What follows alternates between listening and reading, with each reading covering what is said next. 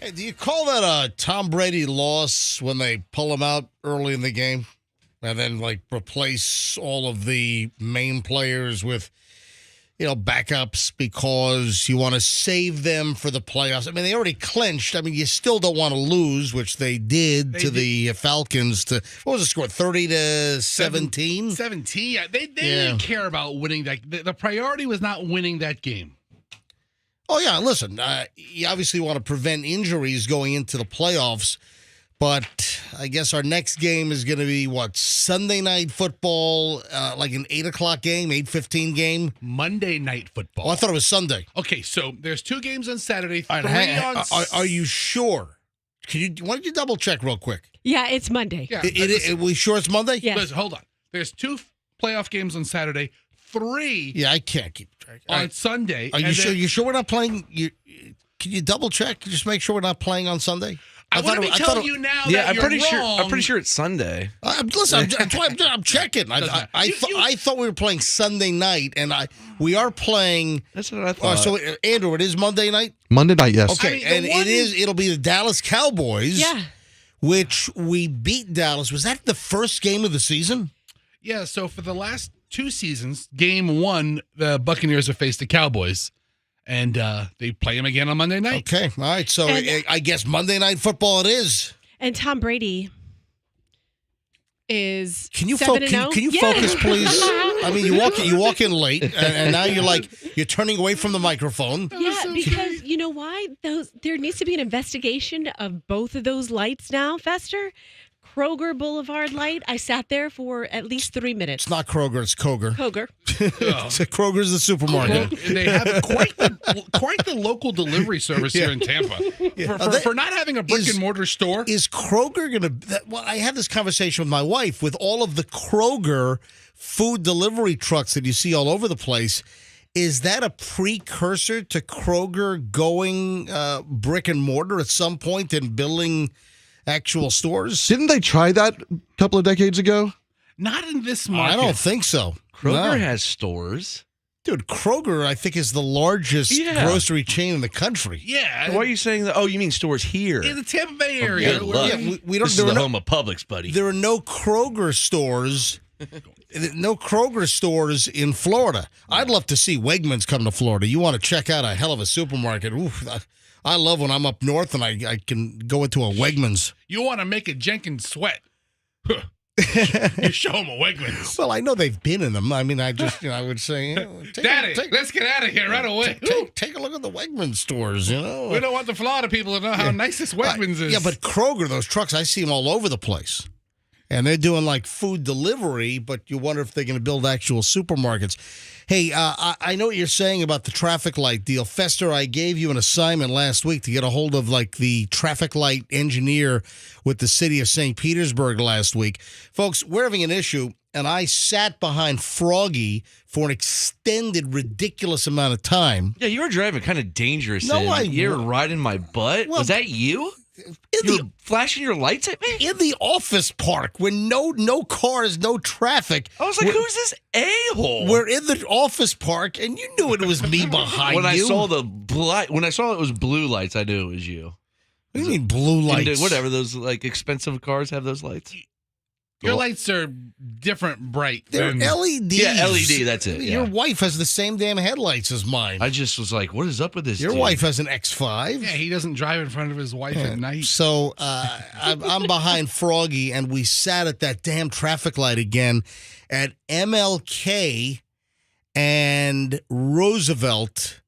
We're heading south on MLK, and that traffic light, something changed like a month or 2 ago, and that whole light cycle's ridiculous. There'll be absolutely no cars going east-west on Roosevelt, and we're sitting at that light, and the other side is green for like 3, 4, 5 minutes. Like, what the hell is going on? So, Fester, last week I said, get a hold of a city traffic engineer with the city of St. Petersburg and, raise some hell. Yeah, this is a government entity we're working with, and I found the department that we need to communicate with. However, you made no other. I saw you on the website. I saw you on the website like on Thursday. It was Friday.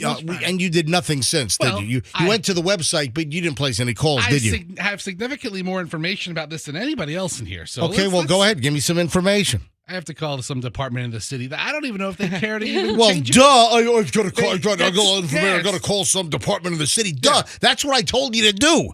But you didn't. You went to the website last week, and then you've done nothing since. I have to file a ticket or something. It was like call somebody. Get somebody on the phone. I'll call the mayor's office. We broadcast in the public interest. I need somebody on the phone from the city of St. Petersburg Traffic Engineering Department. Oh, you know what sucks, and it happened to me this morning? What is one of the worst things that can happen to you first thing in the morning?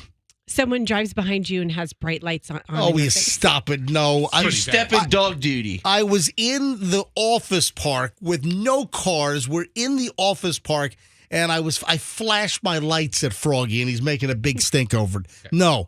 The worst thing in the world happened to me when you actually wake up 5 minutes before your alarm clock goes off. Mm-hmm. That is the worst. I hate when that happens, and I don't know if that's indicative of just a lousy week and starting things on the wrong foot.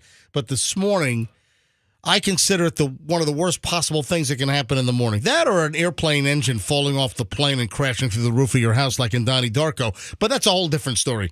But what are you snickering at? Have you ever seen Donnie Darko? No, but didn't that happen in Breaking Bad too?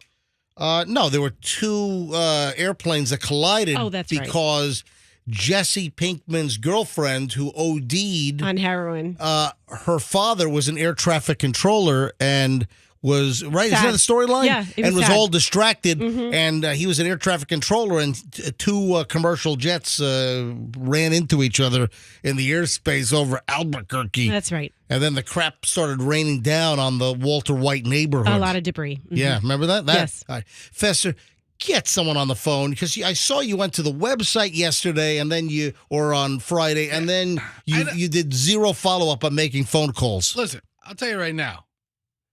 I'll tell you right now. We're taking this to city council. I'm going to tell you right now, 9 o'clock this morning, we've got a long segment at 9 o'clock, and that's when crap typically opens up. 9 o'clock this morning, let's get on the phone and start dialing live on the air. I say we go to a city council meeting and have you stand up. Yeah. Yes, Mr. MJ from stop making a mockery out of this. Just get the city traffic light engineer on the phone and find out who the hell changed the light cycle, or if the computer glitched, or if the timer changed, and to change it back, because we're sitting for there's just a ton of cars sitting at the traffic light every morning for minutes and minutes and minutes, while the other side has a green light and no cars are going. You understand how much government doesn't care about you. All right. Well, I'll tell you, I'm starting to realize how much you don't care because you don't follow up on anything. All right, 6:09, just getting rolling. No, I'm serious. Let's call it. What do you mean? You tell me to shut up? I say, come on. 9 o'clock this morning. Let's get him on the phone. That's all I'm saying. What do you mean unbelievable? I just want you to follow through with something. Stay at your traffic light. All right, 6:09 at the MJ Morning Show. Pat with traffic. We're back in a minute on the MJ Morning Show.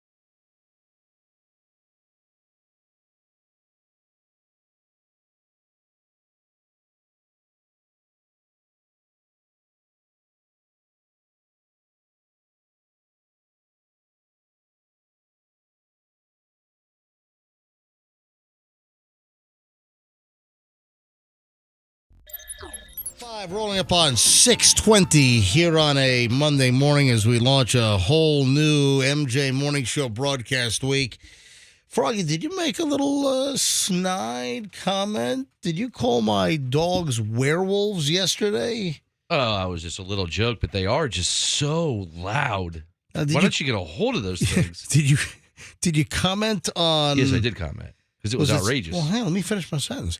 Did you comment on Saturday or? Let's see. I saw it yesterday. Probably Saturday. But I think it was, on Saturday and Sunday, I do 5-mile walks. So I don't know about you, Fessy. Did you walk 10 miles this weekend? I drove 10 miles. I had those 10 miles in by 10 o'clock Saturday morning. I don't You know had about you 10 miles of pasta over the weekend, didn't you? I wish.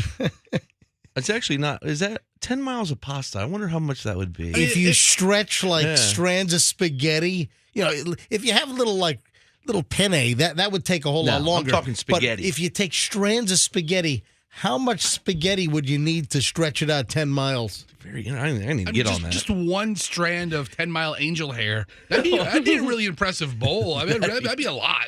Be a lot of sucking. When you do cook angel hair, now I don't know how we're getting off on a freaking pasta tangent here, but when you cook a pound of angel hair, and you can only do angel hair for 2 minutes, or else you just frig it up into a nasty, just mushy crap mess. And you know me and pasta. If you overcook pasta, I'm sorry, you're public enemy number one. If you overcook it and it's a mushy, pasta's got to have a bite. It's called, as you know, al dente. Al dente. And it's like a crunch to the tooth. It's got to be al dente. And when I say crunch, it's not like you're eating a raw noodle, but there ought to be a little bit of a bite. The way I look at pasta is, if let's say you take like a rigatoni or a penne, is if you do bite it, you should look inside, and there should be the thinnest, almost like the edge of a piece of paper of uncooked in the middle. You know what I'm talking about, Fester? Yeah, I know. Well, you're Italian, and Froggy, you're Italian as well. Oh, sure, yeah. Just the lower half, right? I mean, do you guys have as much of an affinity and affection for properly cooked pasta Not me. as I do? I'll eat so anything. you'll go with the crummy ronzoni overcooked mess? Dude, I had a cup of noodle for dinner last night, all right? I was about to say. I have care to say, about MJ, pasta. In the last probably last 5 years, I've eaten 5 times as much ramen as I have. Oh, I love ramen. I know, but I'm telling you. See, my ramen, I gotta have ramen that has that. Of course. Bite. Al dente. Al dente bite. No, I do like a bite with my ramen as well. But ramen has to have that certain. It's almost like a mouth-watering, like a tang. Do you know what I'm talking about? A ramen noodle should have the tang to it.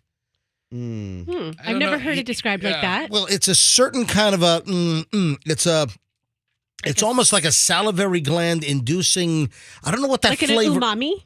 What? Umami. No, What are those? umami is a certain way to cook. It's a certain type of cooking.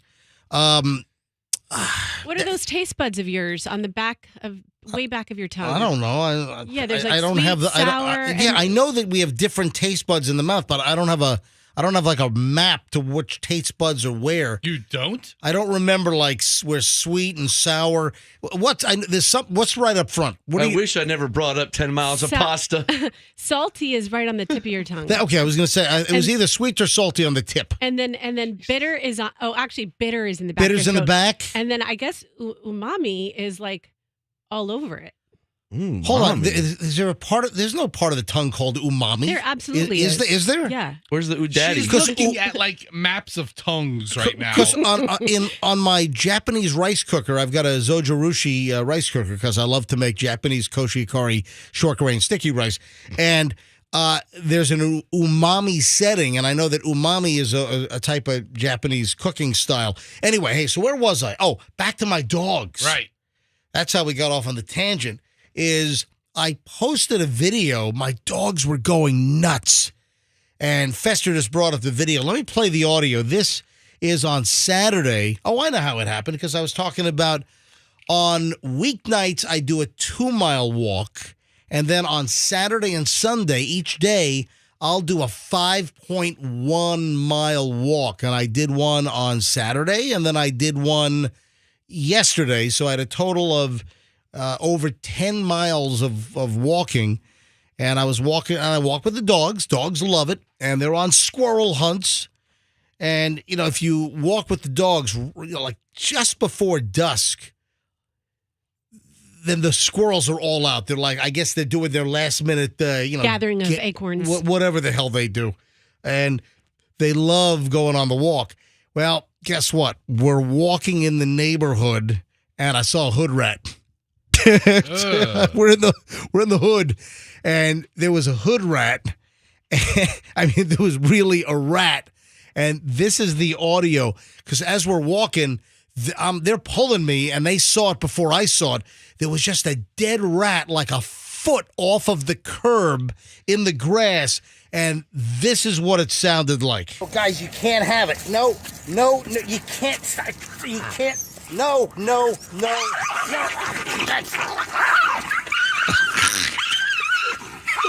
So it sounds like they're being attacked by a coyote. Oh my!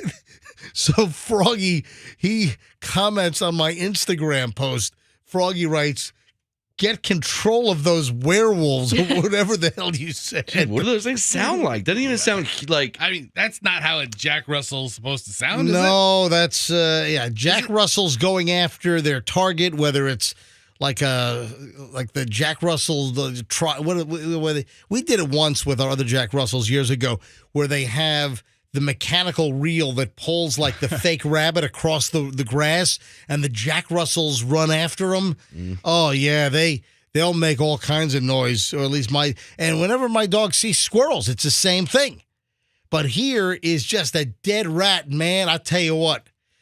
To them, that little dead rat on the side of the road. The video's up on my Instagram. If you haven't seen it, and if you don't follow me on Instagram, give me a follow.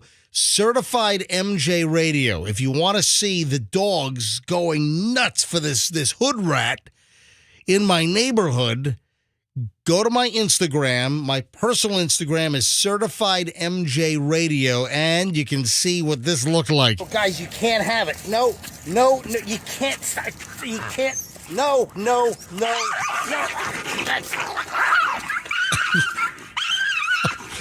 So they're trying to grab this rat. What would they have done if they grabbed it? Just tore it to shreds? Oh, But you know what? I couldn't let them have it, because did that rat die from? Well, first of all, you don't want your dog grabbing like a potentially diseased rat. I don't know if it's got like bubonic plague or something. Good call. Or rabies. Or, well, that's another possibility, I would imagine. Or most likely, the rat was poisoned, maybe. Maybe somebody had a rat trap out, the rat got poisoned, and I don't want my dogs getting a hold of a rat that might have poison in it.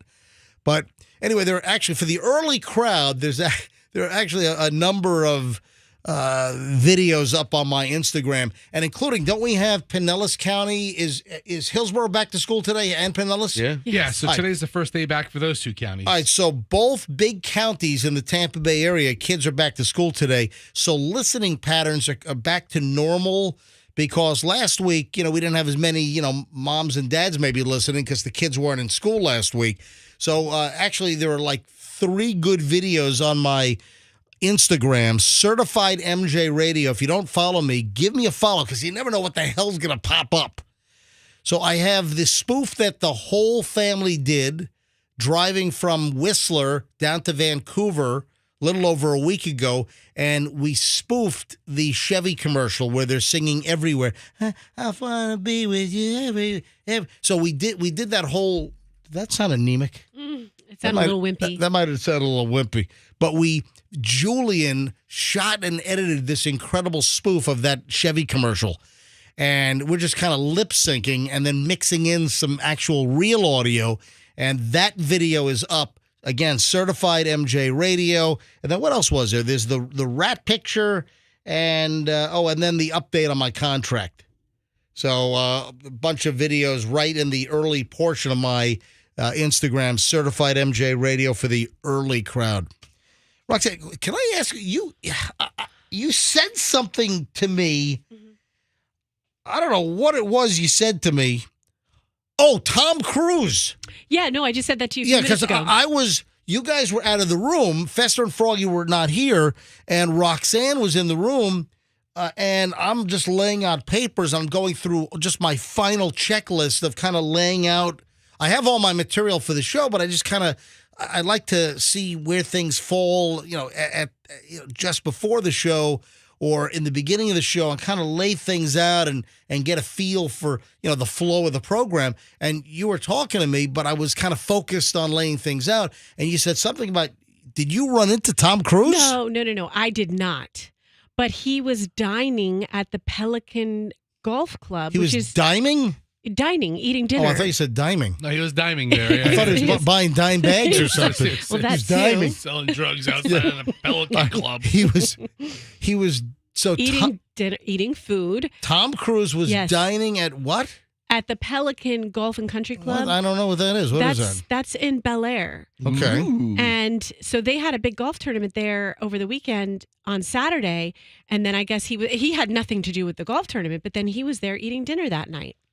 And how do you know this? Some friend of Doug's called him and told him, and so he spotted him. So a friend of Dig Doug Mm-hmm.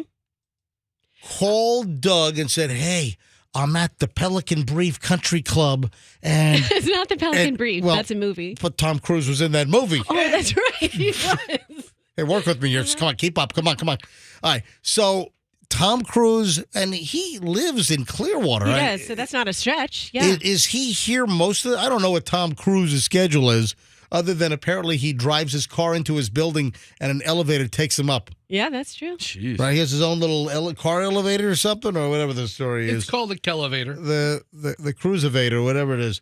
All right, so Tom Cruise was at the Pelican Club in Bel Air. Yes. Having dinner. Yep. I don't know who he was with. I didn't get any details beyond that. I just know that. Yeah. He was with L. Ron Hubbard. Yes. David Miscavige. And the Martians and the spaceman or whatever, the Thetans or I don't know, whatever they call them. He was with David Miscavige's wife. All right. Hey, you know what? Let's bring this up later.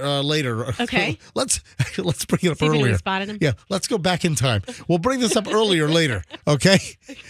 No, we ought to talk about this later and see if we can, maybe find someone that maybe was there and saw Tom Cruise. Maybe we can get a report about his dining habits. I would like to know that. Yeah, exactly. All right, but first we'll do early morons in the news. Man, we got a pretty classic pile today. If you want to feel good about yourself, because there's no way you could possibly feel worse about the morons we're about to deliver, that's next on the MJ Morning Show here on Q105. If you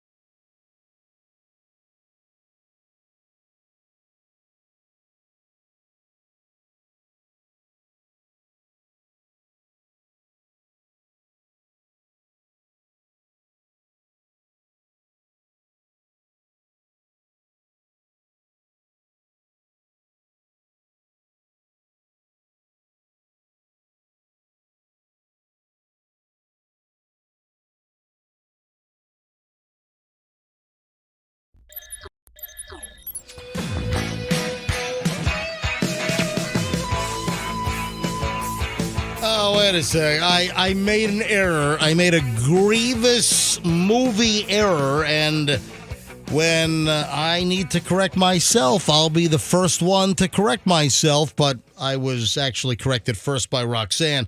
And Roxanne, you didn't know this, but No. I guess a texter or how many texters rolled in on it? Just a couple. The early morning movie buffs. So I was called out because I said that Tom Cruise was in the Pelican Brief, and no, Tom Cruise was in The Firm is where Tom Cruise was. Yes, he was in The Firm, and the Pelican Brief starred Julia Roberts, Denzel Washington. Maybe you mixed him up with that Tony Goldwyn actor. No, I just mixed up John Grisham novels that became movies. That's it. Maybe you mixed them up with a very obscure actor you've never heard of before. Maybe Roxanne's right. I have no. Who the heck? What did you? Probably a foot tall. Who did you just say? Tony Goldwyn. All right. I have no idea. Who the hell is that? It obviously was a Grisham mix-up. Yeah, okay, it was a Grisham mix-up. Still, MJ was wrong, which we all want to point out every time MJ's wrong. Right, and listen, I'm the one that just brought it up that I'm wrong. So you were thinking of The Firm. You know what the best thing I learned from the movie The Firm was? If you want to tell someone something that's a real big secret, go get in the shower. Was that in the? I saw The Firm years and years ago. Yeah, that's what they did. They got in the shower when they had to talk privately. Really? Yeah. With no clothes on?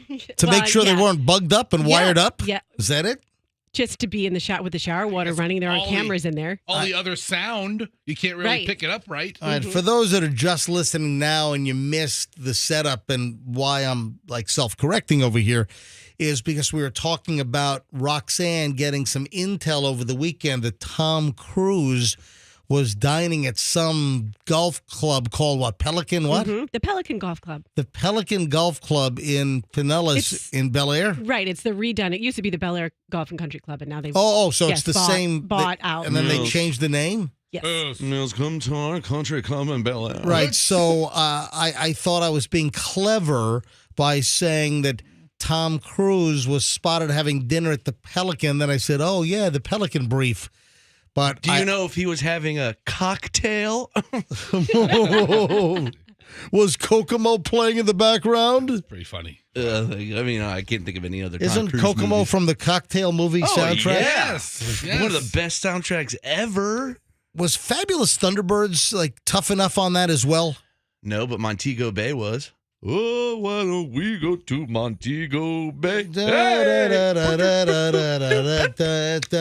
A great movie. Yeah. Hey, Festa, bring up the track list for the Powerful Stuff. Yeah, that was the... Hold on, show more. Bring them all up. It's such a good soundtrack. One of my faves. Yeah. Don't worry, be happy. My yeah. Oh, that's your favorite. I would rather throw myself in front of a train than hear Bobby McFerrin, Don't Worry, Be Happy. Yeah, is this the whole... yeah. All right, start. All right, turn that off. You know, he does all that with his mouth. I can push the button and shut your room off, Andrew. That's you know Test what? him, Andrew. Give him You're tests. on restriction for the rest of the show. You're not talking. I'm keeping your room off for the whole rest of the show. Wow. You're not coming on with anything else. All right, so the Cocktail movie soundtrack was Powerful Stuff by the Thunderbirds. Not Tough Enough, but that was another one of their songs. Then Hippie Hippie Shake. Remember the Georgia Satellites? Yeah, that's when they're at the bar. Was that Georgia Satellites? They also did Keep Your Hands to Yourself, right? A big Me Too movement song. Yeah, keep your hands to yourself. And then Bobby McFerrin's on the soundtrack, and then Tutti Frutti by Little Richard. And I'm just doing the ones that people know. And then Kokomo by the Beach Boys was on that soundtrack. All right, you guys ready for early Morons in the News? Yeah. All right, here we go. No particular order, just a whole lot of stuff. A porch pirate in Tulsa, Oklahoma has done something to conceal their face that, a typical like COVID mask. And, we got the new variant, this new Omicron, I don't know, whatever the hell they're calling it. So there are plenty of these masks that are out there, but this porch pirate over the weekend decided that he was going to obscure his face with women's underwear. Listen, it works. How the hell do you know? Not if it's like a tea bag or something. You can just see his whole face. What if it was like granny panties? Yeah, if you Well, get that'll granny work. panties, oh man, Yeah. granny panties will cover Whole head. a whole third grade class actually. Yeah, so cops in Tulsa, Oklahoma, they have busted, they cuffed up good a porch pirate this past weekend. Stole a package, and in the commission of the crime of stealing the package on somebody's porch, the concealment technique was women's underwear trying to hide his face. Yeah, security camera did get it all on video. A cop recognized him. You know what happens? And I've been on a ton of these ride-alongs over the years. You know, I do ride-alongs with the Hillsborough County Sheriff's Office. And, you know, the cops or the deputies that work the certain beats, they know the bad actors in the neighborhood. They know by name. Oh, you'll be driving down the road and car will be coming. Oh, that's so-and-so. They'll call them up by name, and then they'll go over the rap sheet. Yeah, busted them for this, and this. Yeah, they were selling, marijuana or selling, crystal meth or whatever. So they know the names of these individuals. Turned out in Tulsa, this jackwagon that was stealing packages off people's porches, this guy had a red pair of women's underwear covering his face. All right, And these are very thongy. yes, they are. Yeah, I mean, we were speculating. Now that I see the So photographs, smaller thongy underwear might not do the best job in concealing your face, you moron. That's why we called it morons in the news.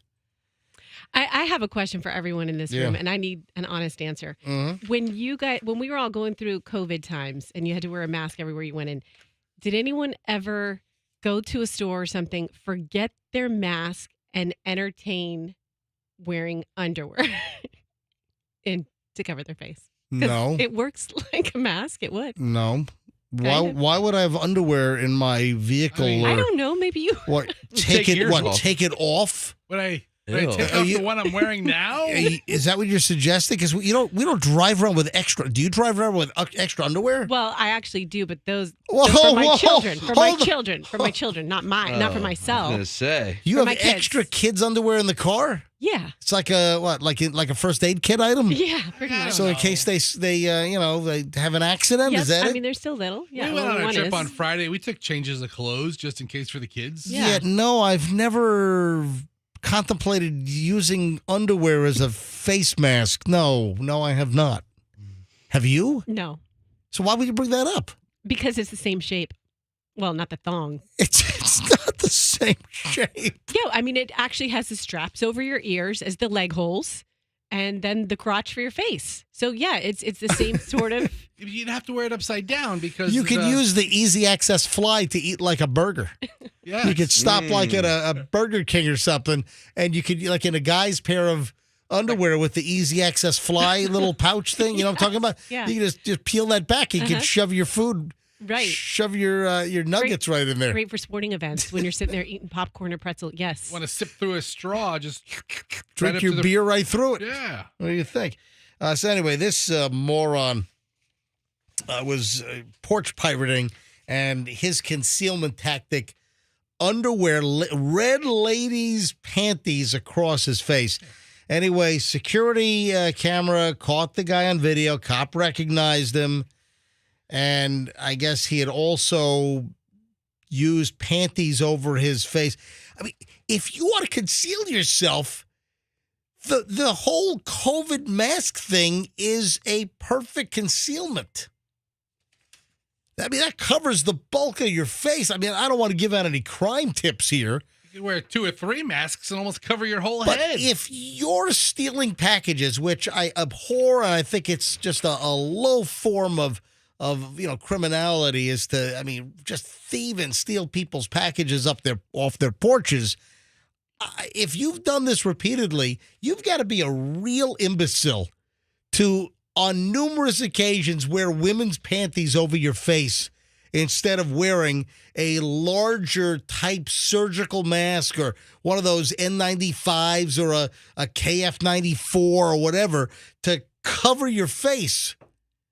Why not? If you got to go for a clothing article over your face, you go for the stocking. And with COVID and we get this new variant now, and cases are picking up. That's just a fact of life. There was an excuse for people to wear masks in businesses and banks, for instance. Yes. So, this guy's just a complete idiot. Guy's name is Spencer Gowler, Gougler, Gowler, I would imagine. So cops identified him. They showed up at his house, wouldn't let him in until they got a warrant. They did get a warrant. Then he finally surrendered. Didn't pull an Antonio Brown and not come out of the house. And stay holed up there for weeks on end. And then the Tulsa, Oklahoma Police Department made fun of this bozo on their Facebook page, and they called the underwear a, quote, unusual and questionably effective mask. Anyways, facing multiple charges for larceny, grand larceny, knowingly concealing stolen property. Anyway, the guy's in some trouble, and he was captured. And in no way am I giving any facial concealment tips here. All right. Have you seen any episodes of Tulsa King yet? I have not. Can you hold on to that thought so we don't get too late here? That's Tulsa the thing. King. You don't know about Tulsa King? I've heard of it. It's on my list. I've heard of it. I believe it's on my list as well. I can check. I'm looking for the next series to watch. All right, hold on. I got to continue with morons in the news next. You see the guy doing backflips at a DUI stop? That's talent. Oh, jeez. All right, we got some daycare issues. I got about the beer and the 5-month-old? Oh, boy. Oh, boy is right. All right, hang on. We got a lot next here on the MJ Morning Show. Don't move, because the morons just get moronier from here. Even more morony from here. So we're back in a second. Hey, my buddy...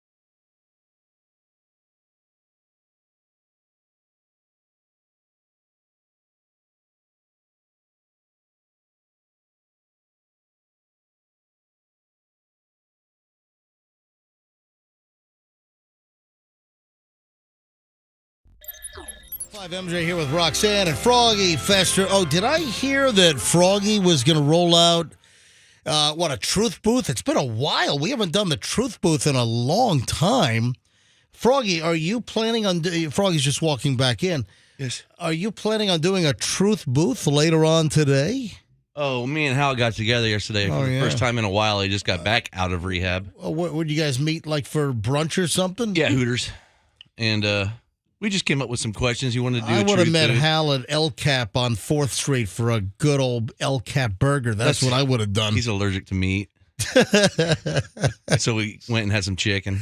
All right, so Froggy's little Hal Herman character. So this will be the first truth booth of 2023. Yeah, and guess who's going to go in the booth? Actually, hold on. This will be the first truth booth in months. You haven't done this in a long time. That's the Well, the truth. Impression Connection sort of took over In for fact, a while. Hal's kind of slacking off for the last couple of months. Don't piss off Hal. I'm just saying, listen, Hal just been slacking off on a lot of these little game shows that he likes to do, you Hold know? on, he's had some family issues. He's been in rehab. Will you guys cut the crap with Yeah, this? he's had some issues. His wife left him.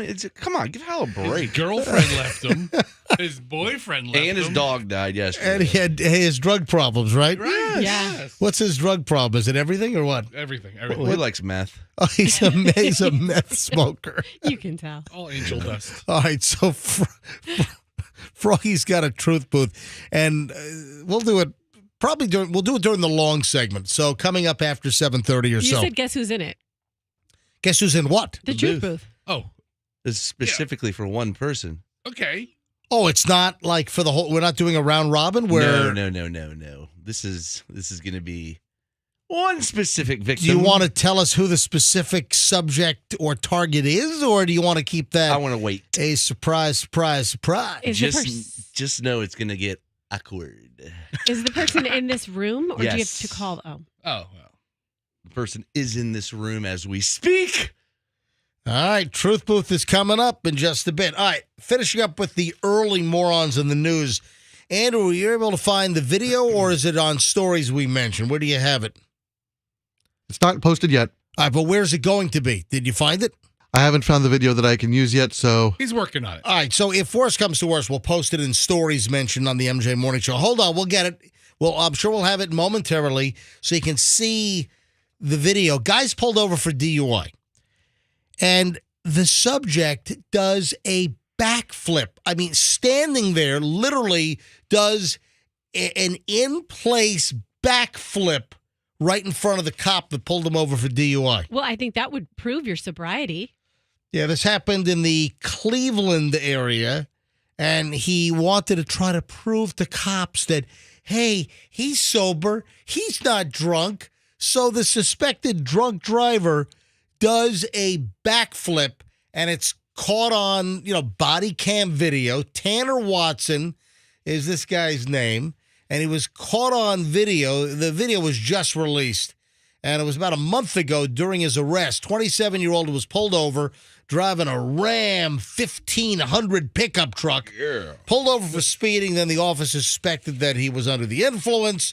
And while he was standing there and he was about to do some field sobriety tests, he does an in-place. Have you ever known anyone that can do that? That you're standing there and then you just jump up and do like a mid-air backflip, somersault kind of thing? I went to grade school with a kid who did it, and all the girls thought it was so cool, and he thought he was so cool. He got all the babes? Yeah, Is and that I'm it? like, Mom, I want to do gymnastics so I can learn to do a flip. And then I did it one day, and I'm like, this sucks. Wait a minute.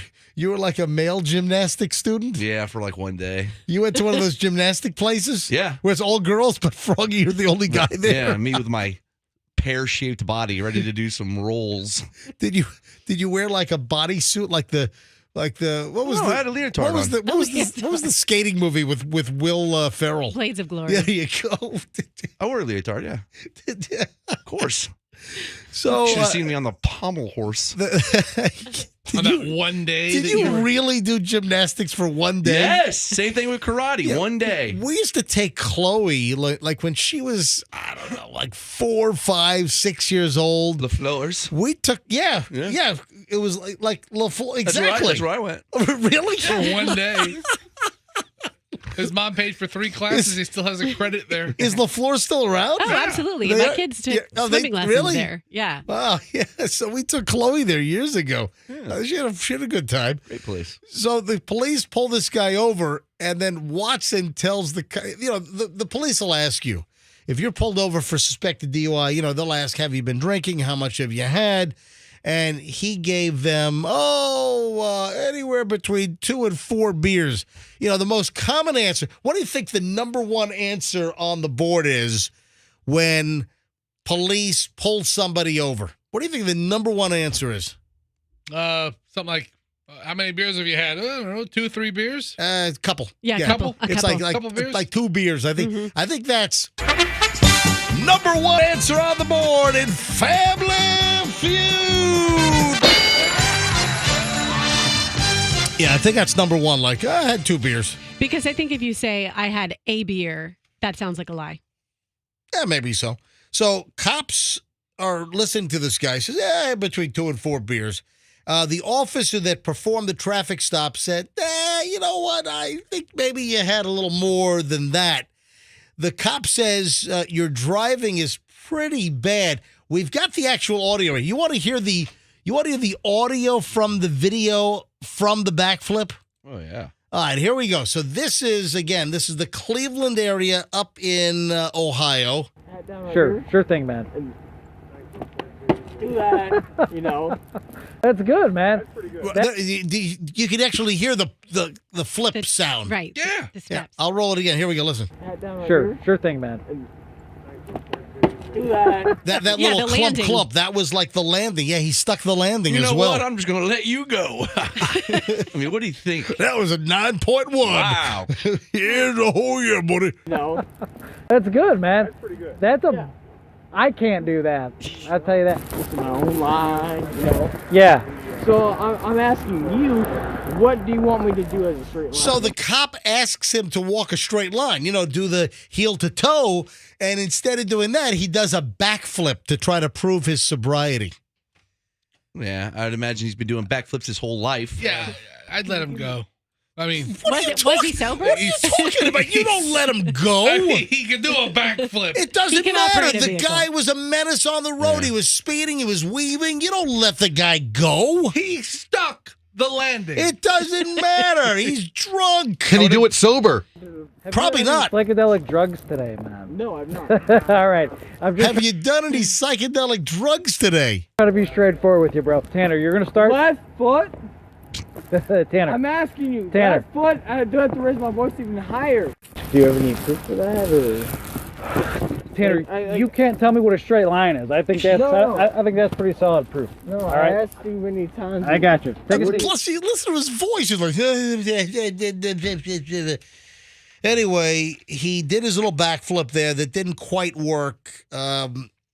He was arrested for driving under the influence. Oh, the cop should have had him do cartwheels. See how backflip guys think they're like untouchable? They can think do they're that so great. He's arguing with the cop about what a straight line is. You just heard that.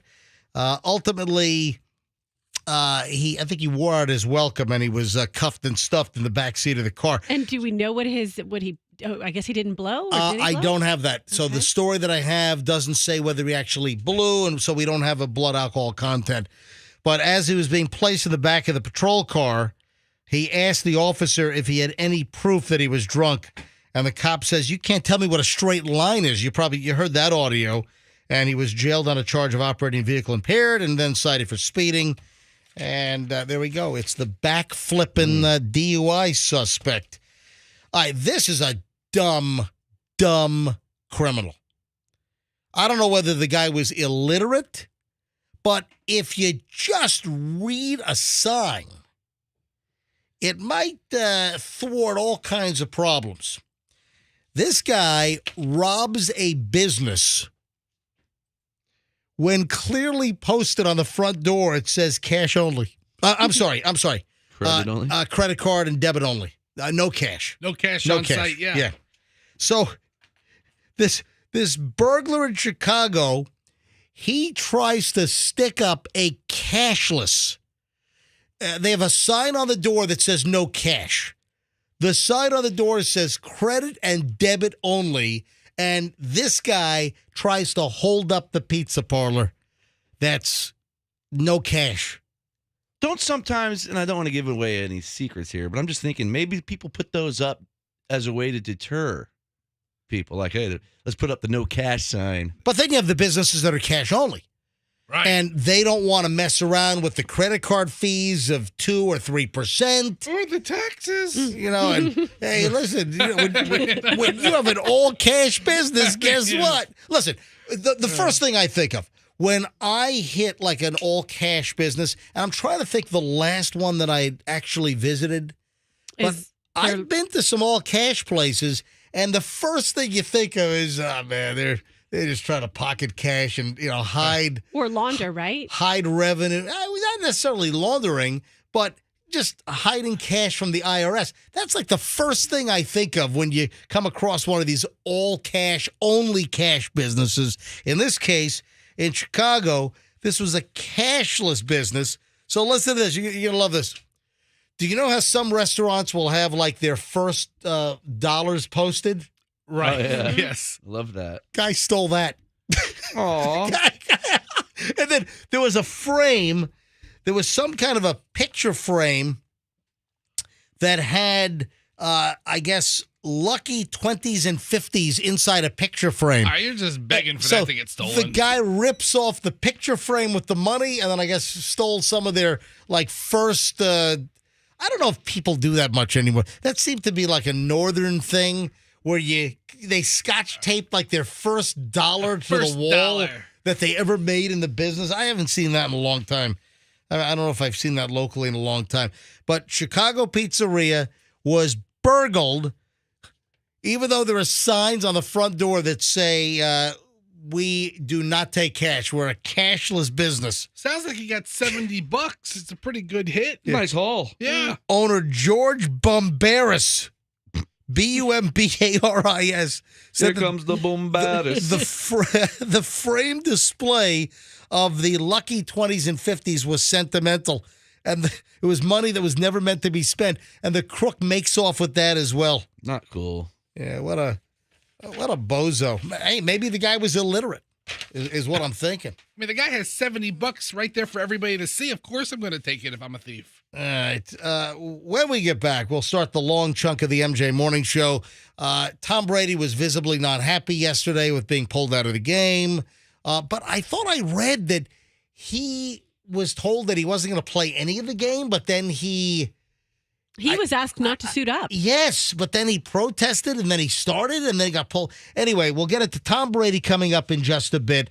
Oh, calories. Have you heard the latest on calories? No. Oh, you're going to want to hear this. And then we got to talk about Bachelor and Bachelorette parties. Is there really a sea change?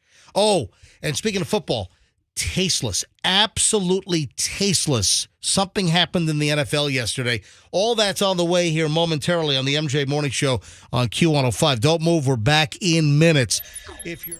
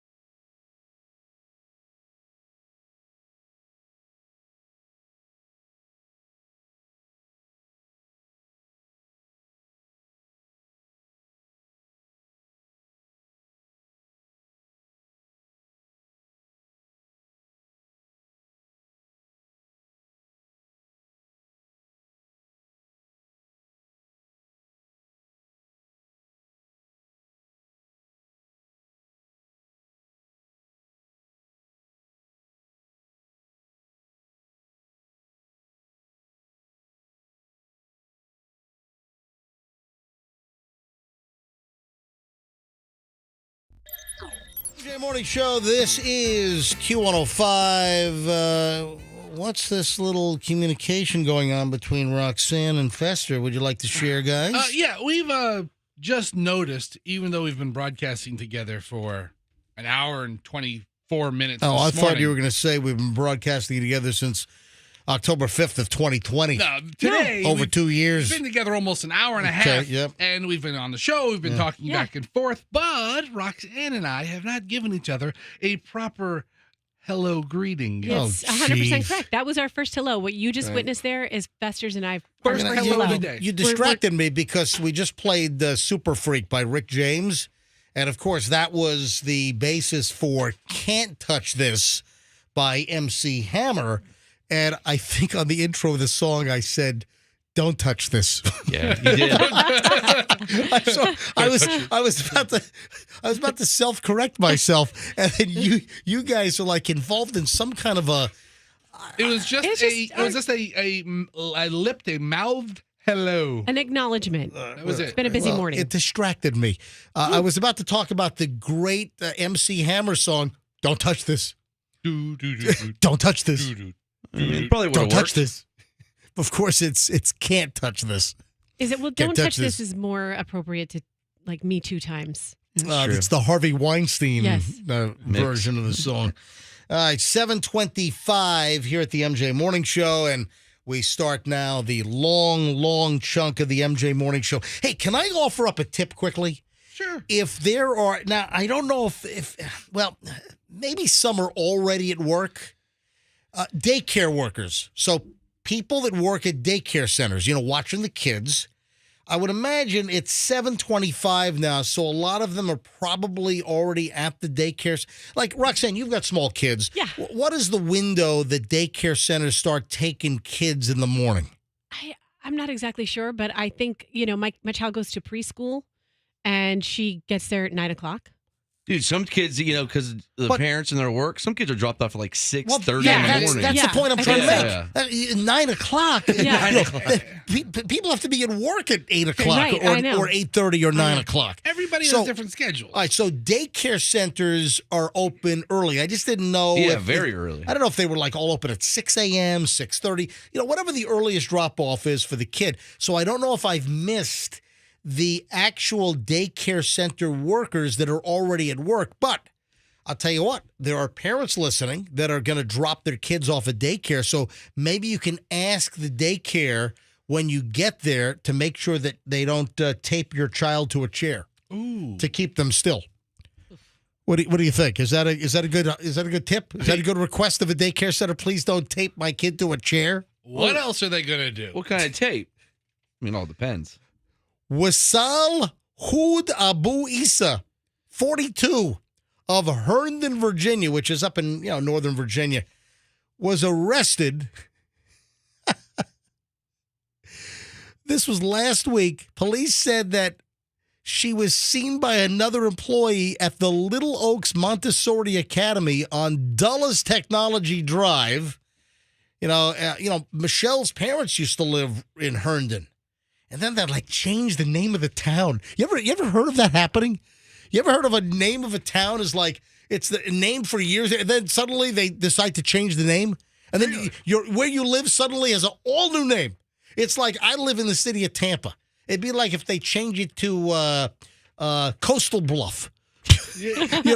Still just as appropriate, I guess, right? City of Tampa is going to change their name to Coastal Well, Bluff. is there a city called like Bill Cosby or something like that? That might be a good reason to change the city's name.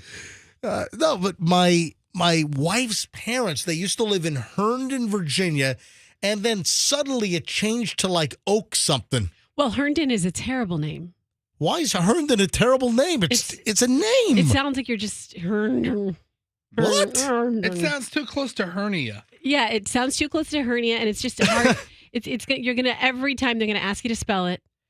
But where they lived, it was Herndon, and then it became Oak something or Oak other. Grove? No. Oak. I'm looking at a map of Herndon, and there's a town called Oak Grove right next to it. I see that. Hold on. Click Did on. it get swallowed by Oak Grove? No, it's not Oak Grove. It was Oak something. I can't remember exactly what it was, but it was Oak. It wasn't far from like Reston. It's not far from Dulles. Oak Hill? Okay, there it is. There it is. Oak Hill to the south. Fester just found it. Yeah, so it's Oak Hill. They used to be called Herndon, and then boom, suddenly they're called Oak Hill. It's like they split the town. I don't There's know. still a Herndon. Yeah, there is a Oak Hill below. Exactly. They still have Herndon, and then suddenly it becomes Oak Hill, Virginia. Anyway, where was I? Oh, what the hell was Is that that? a dog? Is there a dog in the studio? Is there Sounded like a little chihuahua. Yeah, is there a chihuahua? in here? Was that a sneeze? Yeah, that was a sneeze. Did you roll over, Chihuahua? That was Roxanne's sneeze? That was weird. Sounds like you just it's like you just did a neuter on a chihuahua with no anesthesia. Woo! All right, Froggy, do that again. that's what it Excuse me. sounded like. That was a goofy sneeze, Rux. I mean, Is what that- are you, the best sneezer in the world? What's a good sneeze? I'll tell you what, a chew. my dad has a sneeze that is like as loud as a jet engine. Yeah. My dad has always had the most ridiculous. I mean, it's like a wind up, and it's like a. Bah! I mean, it is my dad has the craziest sneeze. Is it like a scream? You know what? It's sort of like it's crazy. Anyway, let me get back to the daycare center. Let me just finish this up. So just a little hot tip. You know, if you're dropping your kids off at daycare, maybe you should ask the daycare intake folks just to make sure that your kid doesn't get taped to a chair that day.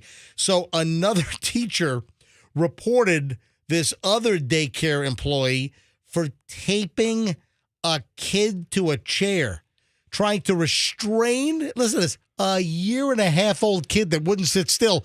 So the daycare center worker took tape. Now, we don't have Fester. That was a very good question. But Froggy's question, I don't ask. Who asked? What kind of tape? That was Yes. me, yes. Like, I don't have whether it was the clear box tape. I don't know whether it was blue painter's tape or the green frog tape That's or whether strong. it was duct tape. I don't know. Duct tape would be the most horrific. It does not say the type of tape that was used, but apparently a little 18-month-old kid was restrained, was taped to a chair to keep them still at Little Oaks Montessori Academy. So there you go. You might want to ask if the daycare facility that you're utilizing for your kid, ask if they're tape-free. We only use glue. Oh, and there was one other kid thing, and this is a Florida story, but of course, not in the Tampa Bay area, but down in Naples, a guy threw a beer on a 5-year-old infant. Oh, no. I mean, it's just terrible every which way. But did he know this infant? Was it his child or? Did he throw the bottle at the kid or did Yeah. he just like give him a shower? Naples police are looking for a guy who allegedly threw his beer on a 5-month-old baby girl while he was on a drunken rampage. According to NBC2, which is down in Fort Myers. I need more details. I'm going to give you the details. This was at a restaurant. You ever been or heard of Virginia's Italian restaurant? You got to be careful how you say that. Whoa. It's- I'm going to reconsider the name. It's Virginia's. All right, we're gonna name it Virginia's. I mean, if you don't see I that like R, penis better. Yeah, his cousin owns Pennis's Italian Hey, restaurant. let me tell you, the patties of pasta at the Virginia's is top notch. It's actually Change it to Oak Hill. it's It's Verginas. So Virginia's, but or maybe it's Virginas. I don't know. It's Oh, Verginas. well, welcome to Vagina's. No, that's the name of the Italian restaurant. So this patron storms out of the restaurant. We treat you like a family. You think you were born here. that's the cleanest joke you could. That's good. That's good. That's a very clean Oh. Virginia's joke. The customer storms out of the restaurant, threw an entire beer on a 5-month-old baby who was in a stroller doing nothing wrong, said the mother of the child, who requested to remain anonymous because she's got concerns about her baby's safety. So the guy was thrown out of Virginia's Italian restaurant. Hey. We got standards here. he made entry into Virginia's, and then he was thrown out of Virginia's. Did he withdraw himself? Oh. He pulled out of Out! All right, he so he's in Virginia's Italian restaurant. This was on 5th Avenue South in Naples. And, Fifth Avenue is that main stretch, right at the end of, like, Tamiami, right? Where it's like downtown Naples. And he was kicked out of the place for being overly intoxicated. And then he starts yelling at a family who was saying their goodbyes near the sidewalk. Then he threw the beer on the 5-month-old. When I saw my baby scared like I've never seen before, soaking wet in beer, I knew I had to pick her up and grab her, said the mother. The Virginia's restaurant management, they quickly took a photo of the guy. He paid cash at the bar, so there was no surveillance footage captured of the incident. I'm sorry, but I've got to see what it looks like inside Virginia's. All right, so I'm glad you said that because I'm on the Google review site. I wonder if it's Brazilian owned. Maybe. Is it a Brazilian steakhouse? No, it's an Italian restaurant. Okay. All right, so other restaurants on 5th Avenue also reported run-ins with a man with similar issues, but no beer throwing. All right, so I'm looking at the pictures of this place. It's a pretty classy place. Oh no, the 5th Avenue. If you're on 5th Avenue down in Naples, that whole area is classy with like high-end shops and boutiques and nice restaurants all along there. But it does kind of look like a uterus inside. All right, that really stop it. There's absolutely no innuendo there. Yeah, it really does. The name of the manager, bizarrely, is Chris Fallopian. Whoa. Wow. The fallopian family doing so well. But how awful is that, throwing a beer on a 5-month-old baby in a stroller? Could he have just spilled it and the kid was No, there? he hurled the beer on the kid. Does nobody have a Dolores joke? All right, stop. This is terrible. Other restaurants on 5th say they've had similar run-ins with, they think, the same guy. Last night, listen to this. Last night, a woman said that she saw him stumble into Sushi Thai and asked the hostess to let him purchase beer to go. Another woman's positive that she served him dinner in North Naples that same night. So Naples police are investigating. The mother says, I'm pressing charges the minute this guy's found. So they've got an image of the guy. So anyone that recognizes this dude down in Naples, they're maybe I should say nipples. I mean, it never ends. Nipples restaurant what is it? Virginia? Virginia's restaurant in Nipples. So never ends. Yeah, we'll just stop it right here.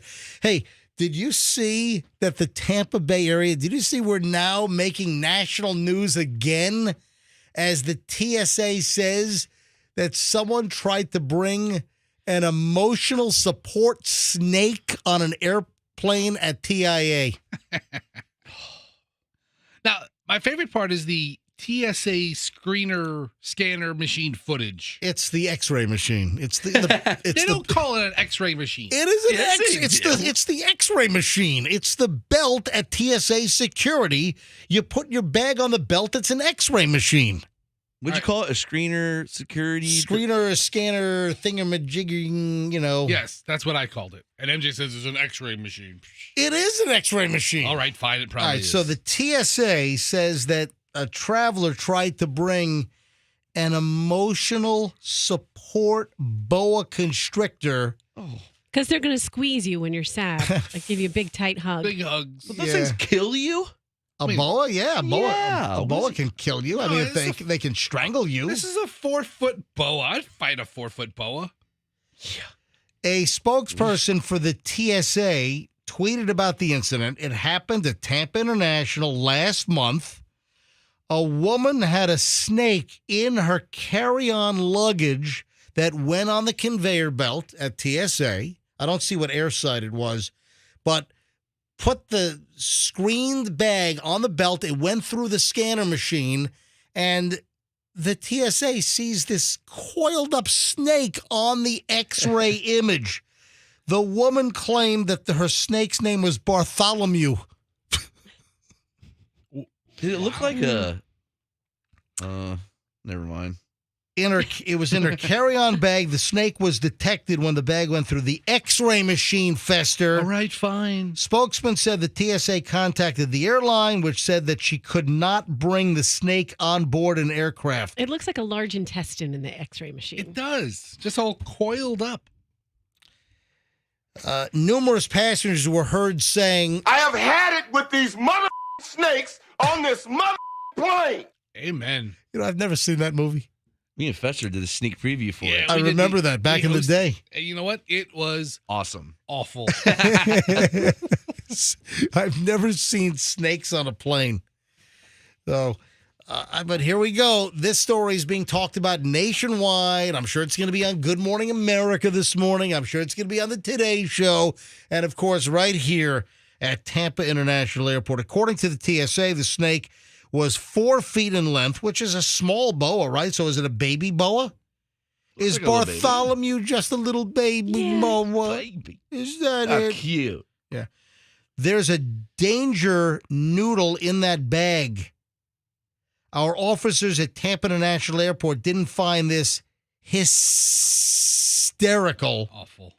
I'm reading the Instagram post from the TSA. So the TSA is trying to be all cutesy wootsy here. Okay, So- I don't mean to dive into the X-ray, not X-ray discussion here, debate between you and Fester. Yeah. But if it's in color, doesn't that mean it's not an X-ray? It's something No, else? it's an X-ray, but the machines that they use at the airport have the contrasts and the colors to help show the densities of certain items, and that's how they can see, potentially. Some other machines operating there in conjunction with that X-ray machine. No, but the X-ray, it's an X-ray machine, but that technology, it produces a colorized image. Gotcha. Didn't you start that sentence with, I don't want to get involved with you guys arguing over what it's called, but then you completely do. Let me read the Instagram post from these clever writers at the TSA, because when you think of really clever writing, Yes. you think of the Transportation and Security Administration.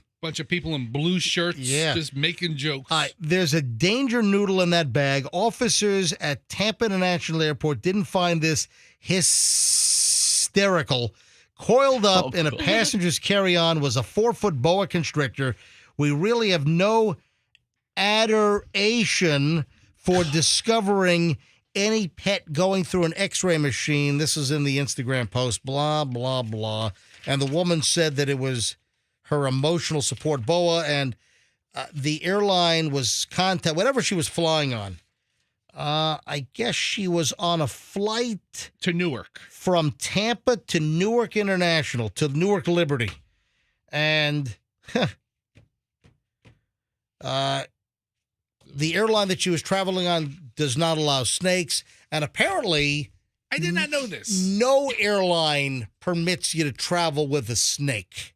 Even if you have it in like an appropriate carry bag, or if you make a reservation, or you actually book a pet, you're not allowed to bring a snake on a plane. So snakes, I wonder if they're allowed on trains, because if not, that would mean that everywhere snakes are traveling around the country is in vehicles, cars. If they're not allowed on planes. No, okay, so they're not allowed to be carried on a plane. Right. But some airlines allow you to transport your snake in checked luggage. According to this, right? According to the TSA, right here, it says no airline allows you to carry a snake on your luggage. However, a few airlines allow snakes in checked bags if they are packaged correctly. What is the correct packaging for a snake? I mean, Can I make a statement about this? Yeah, go ahead. If you're a snake guy, you're stupid. I know. Even if you own a snake as a pet, what do you ever see the folks walking around like some kind of art festival? You've got one of those. Seriously, with a viper on his neck. Yeah, well, a boa, or what is the other one? Python. Python. Thank you, Andrew. No, but I've seen like people, or the people that walk around festivals with big parrots on their shoulder. You ever see that? You just need so much attention. The Renaissance Festival, or like some kind of St. Pete art show. Growing up in St. Petersburg, Yeah. I went to the Wagon Wheel Flea Market Right. a lot. Yeah. It was my dad's thing, like on a Saturday. Let's go to the Wagon Wheel. And without fail, 2 or 3 guys with just snake man just walking around the flea market. But I've the never heard him snake- called Death Noodle. A death noodle. That's what they called him in the story, right? Yeah, there's a death noodle or something like that in the bag. Weird. No, Looks like a dude. Hang on, the terminology was danger noodle. Danger Not noodle. not death noodle. So it looks more like a turd than a snake, doesn't it? It's like a large. I'd be like, who went on the conveyor belt? We just stop, guys. That's gross. Stop.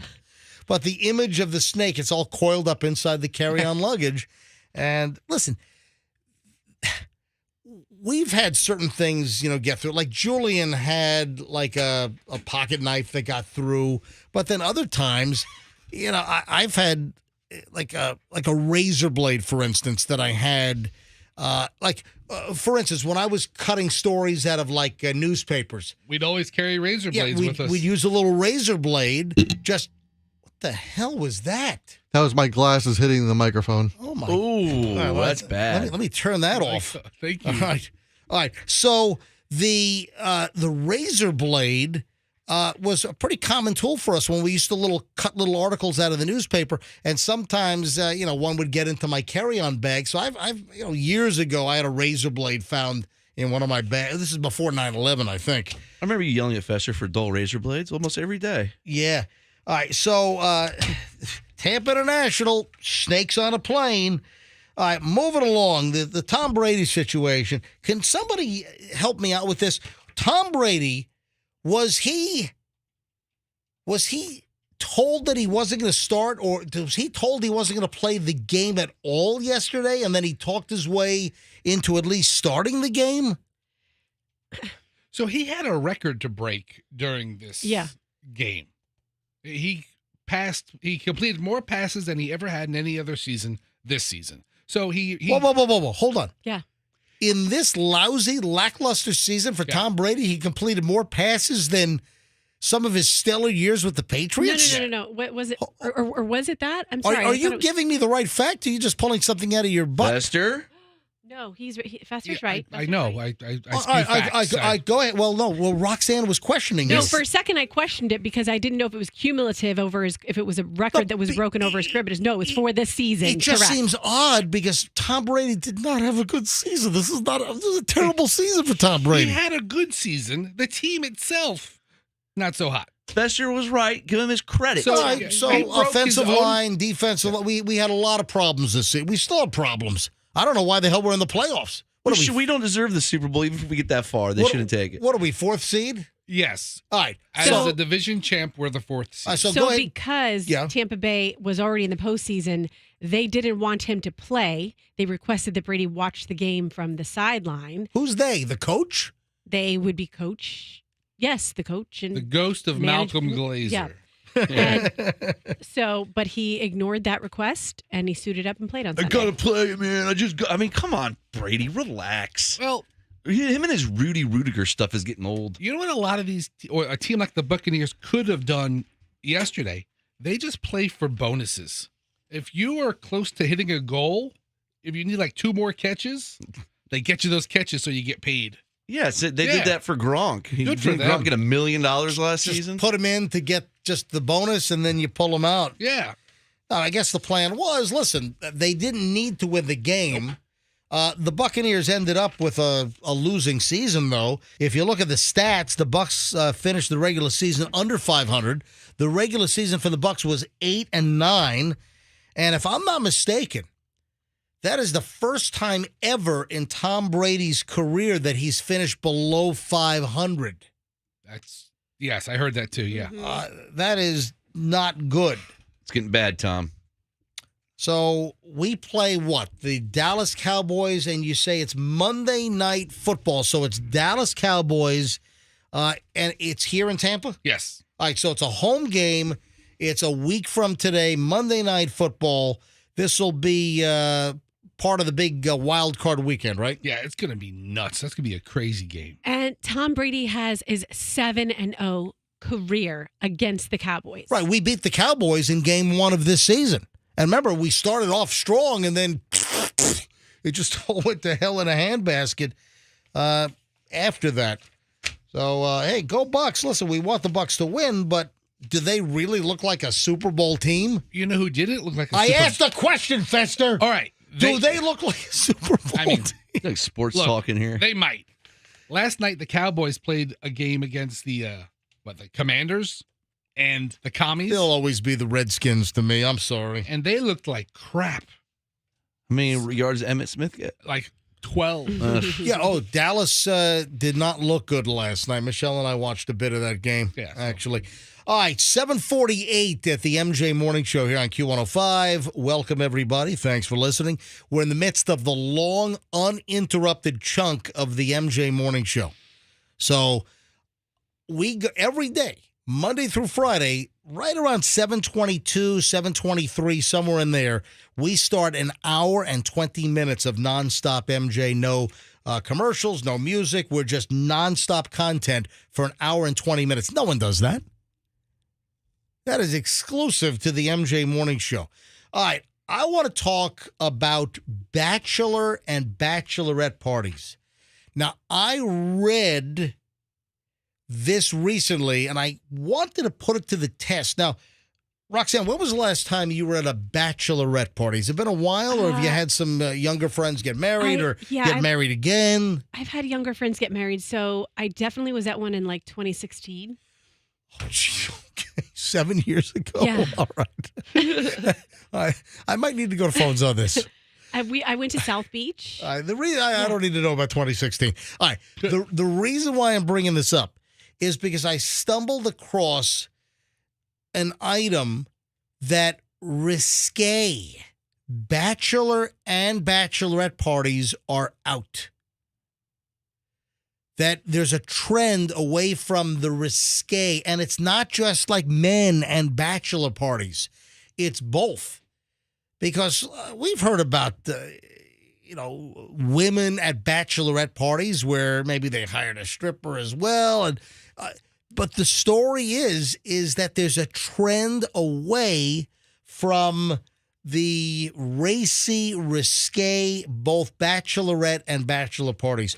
So you haven't been to one or numerous recently. So I think that, whatever you did in 2016, it's too far away. Okay. So I think we need to go to phones.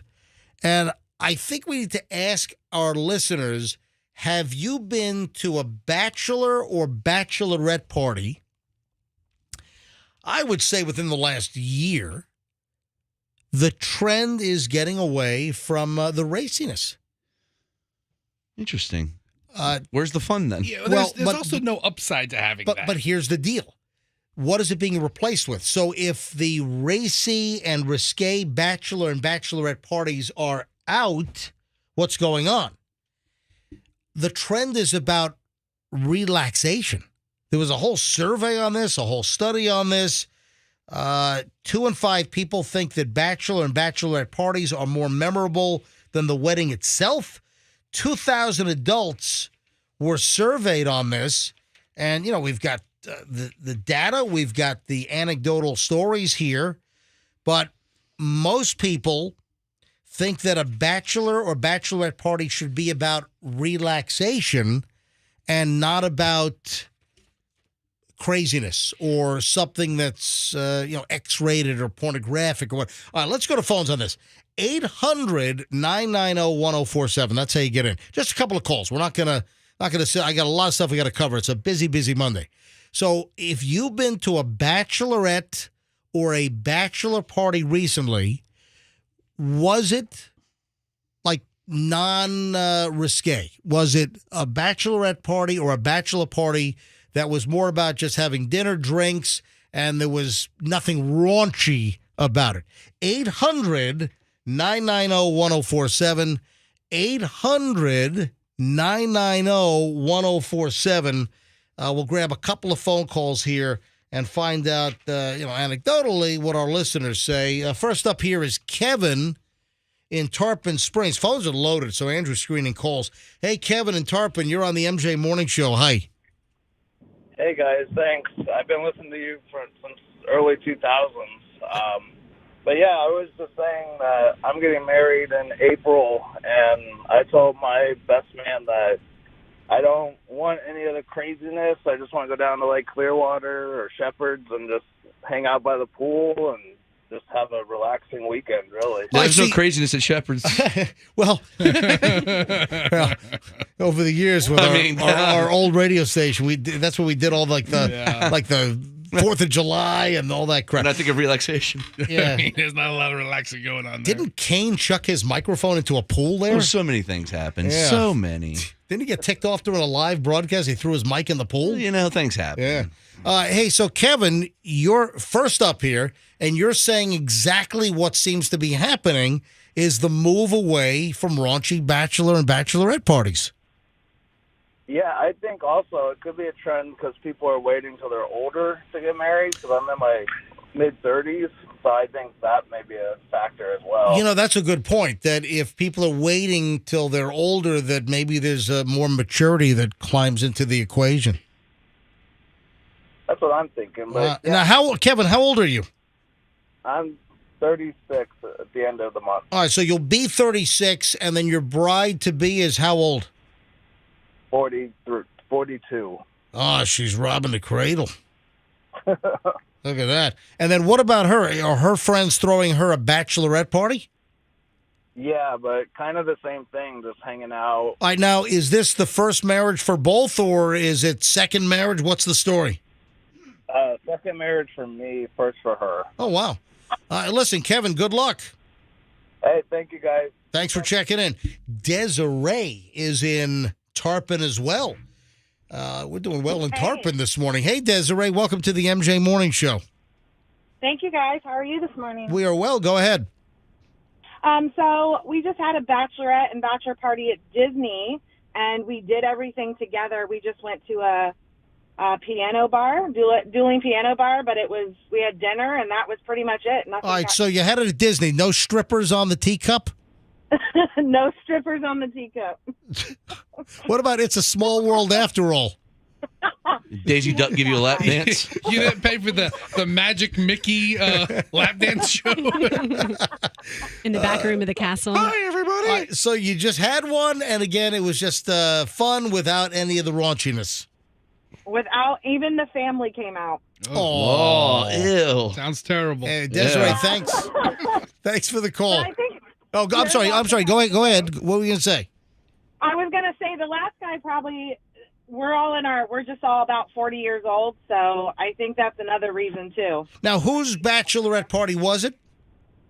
It was my best friend. I was in the wedding. And your best friend, what's her name? Nicole. How old's Nicole?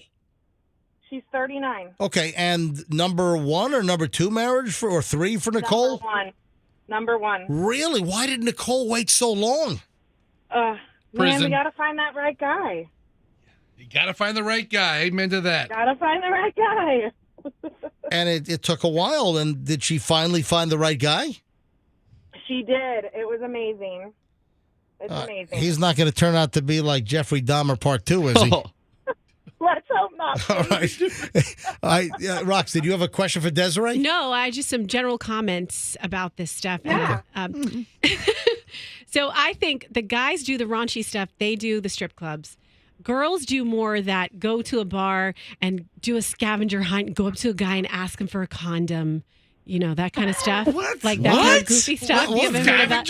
What do you do in your spare time, Roxanne? No. I would think you're hitting on me if you're asking me for That's Come to me the and ask for a idea. condom. I'll give you one. That's the idea. It's to like get the bride to go out and do goofy stuff before she gets married. So that's Here, drink your drink out of this wiener straw. Yeah, that's the kind of raunchy stuff. That's how my girls did it for my bachelorette party. So she's right. They had a whole list of things they wanted me to do before the night ended. But now people don't interact as much when they go to bars. They're all on their phones, so it's harder to play those games.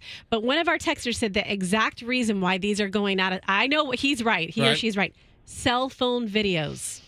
Ooh. They want the evidence. Everyone's a little TV station with their cell phones these days. Yeah. So nobody wants video evidence to exist. Mm-hmm. True. Not a way to go into the marriage. All right, Desiree, thanks for listening. You're welcome. Have a great day, guys. All right, one more call, and we got to move on. Lori is in Newport Richey. Hey, Lori, you're on the MJ Morning Show. You'll have the final say this morning on apparently Bachelor and Bachelorette parties are all getting toned down. That the raunchiness, the risque parties are on the way out.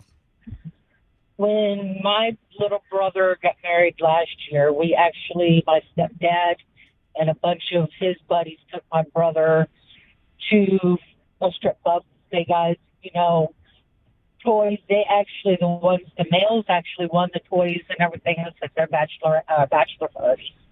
And then when I took my sister-in-law out, we did little, fancy little girl things, got our nails done, hair done, but we also went to a male review show. I actually paid for a couple dancers to get, dance up on my sister-in-law and things like that. Dance up on my sister-in-law. Yeah, literally, they put their head up her shirt. They were getting down and raunchy. And this is just a year ago. Yeah, just a year ago. All right. This coming August will be 2 years that they've been married. Thank you, Lori. And how's the marriage working out? actually, they love it. They're in their glory. They just actually bought a house and everything else. Did they get in before the mortgage rates went up? Yeah. All right, good. Thank you, Lori. Appreciate it. So there you go. I mean, overall, it seems that the callers agree that the Bachelor and Bachelorette parties are getting toned down. And it's not the same. Hey, you want to... This might actually generate pretty good phone calls as well. There's another... We've had these stories before. You know, the ads or signs that businesses that are hiring, and they'll actually put up a list of like what they're not looking for, or don't even think of applying for this job if you blank, blank, blank, blank. You know what I'm talking about? Yeah, I've seen that before. Well, we've talked about it before. It seems like should be illegal. What? To post a sign out there like this. Why should that be? It's not discrimination. If you don't want some lazy son of a what, that's not discrimination. It's not like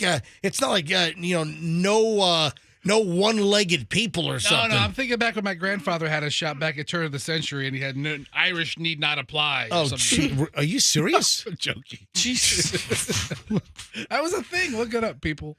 No, it was. I know. No, I know it was, but I know that in the last year we had, I don't remember all the details, but I remember. Yeah, like a fast food place. Don't apply if you can't show up to work on time. Well, hold on. Well, I know in the last year we talked about something similar where some employers were very blunt about, listen, if you're a whiner, if you're a crybaby.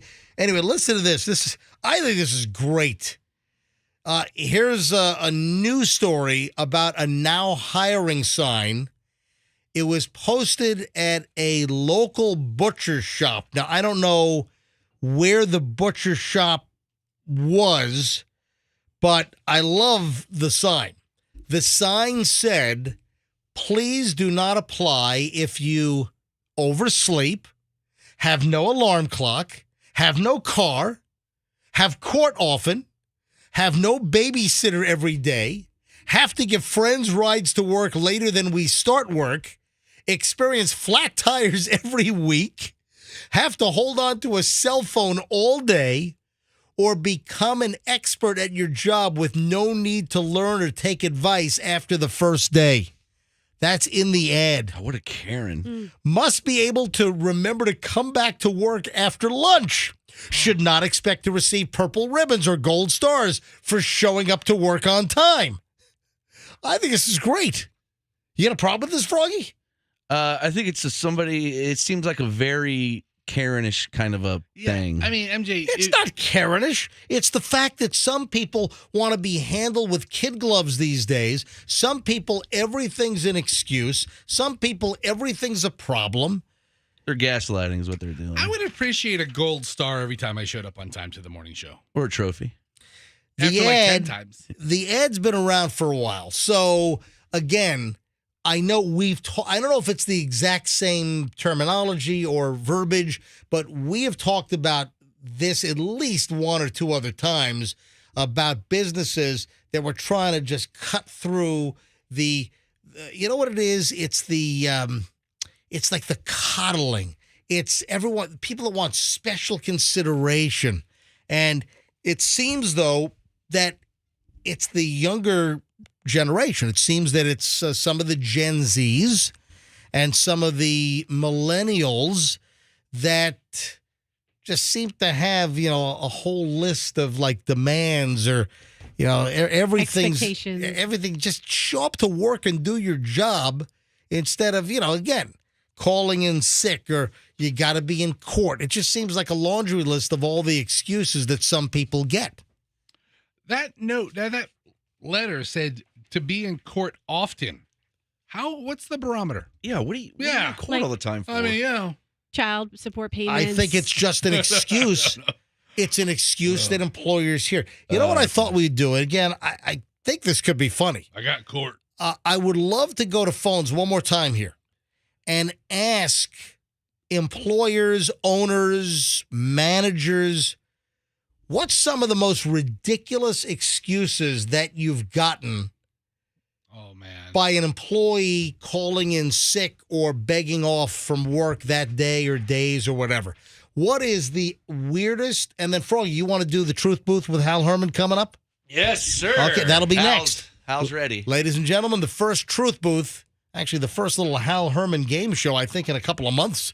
So Hal Herman is back in minutes here on the MJ Morning Show. So stand by. Let's go to phones here. If you're, again, a business owner, a manager, if you have heard some ridiculous excuses for why somebody couldn't show up to work, why they called in sick, was it ever verifiable? Did you maybe never were able to verify the ridiculous excuse, but come on, it can't be real? Or maybe you were the employee yourself that called in a ridiculous. Right? What did you give that your manager actually had to buy? Because maybe you came up with a ridiculous excuse. All right, let's just grab a couple of calls, and we'll move on to the Truth Booth, where, by the way, somebody on the show today is going to be singled out, ask questions, and they have to tell the truth 100%. Let's go to phones. 800-990-1047. 800-990-1047. Worst excuse you've ever heard? Or is there someone that's giving you repetitive excuses? And maybe it's a whole litany, like one employee that always had a story, always had a problem, always needed a day off, always was, showing up late, whatever. All right, what's the story? 800, or maybe it's you. 800-990-1047 is how you get in. Let's start it off with Ashley in Lutz. Hey, Ashley, you're on the MJ Morning Show. Hello. Good morning, everyone. How are y'all today? We are well. So the screen says that you're a manager and you've heard it all. It's just like you guys were saying, it's especially these young kids. And the worst that I've heard was, it's not the worst, but it's just like ridiculous, was, I'm sorry, I can't come in. I don't have any clean pants. What? You can't just do your laundry? I don't have any clean pants. I don't have any clean pants. The worst thing is that we are so low on people that this person still works for us because we need the people because nobody wants to show up. How often do they use the no clean pants excuse?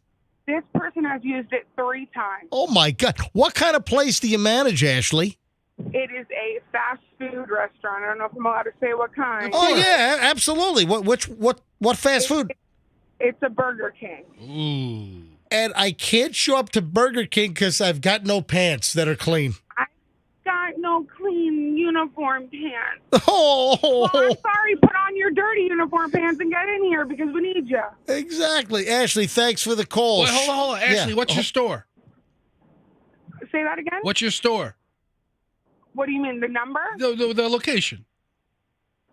I'm in like the Trinity location. Oh, there you go. It's too far from my house. All right. Thank you, Ashley. Thanks for listening.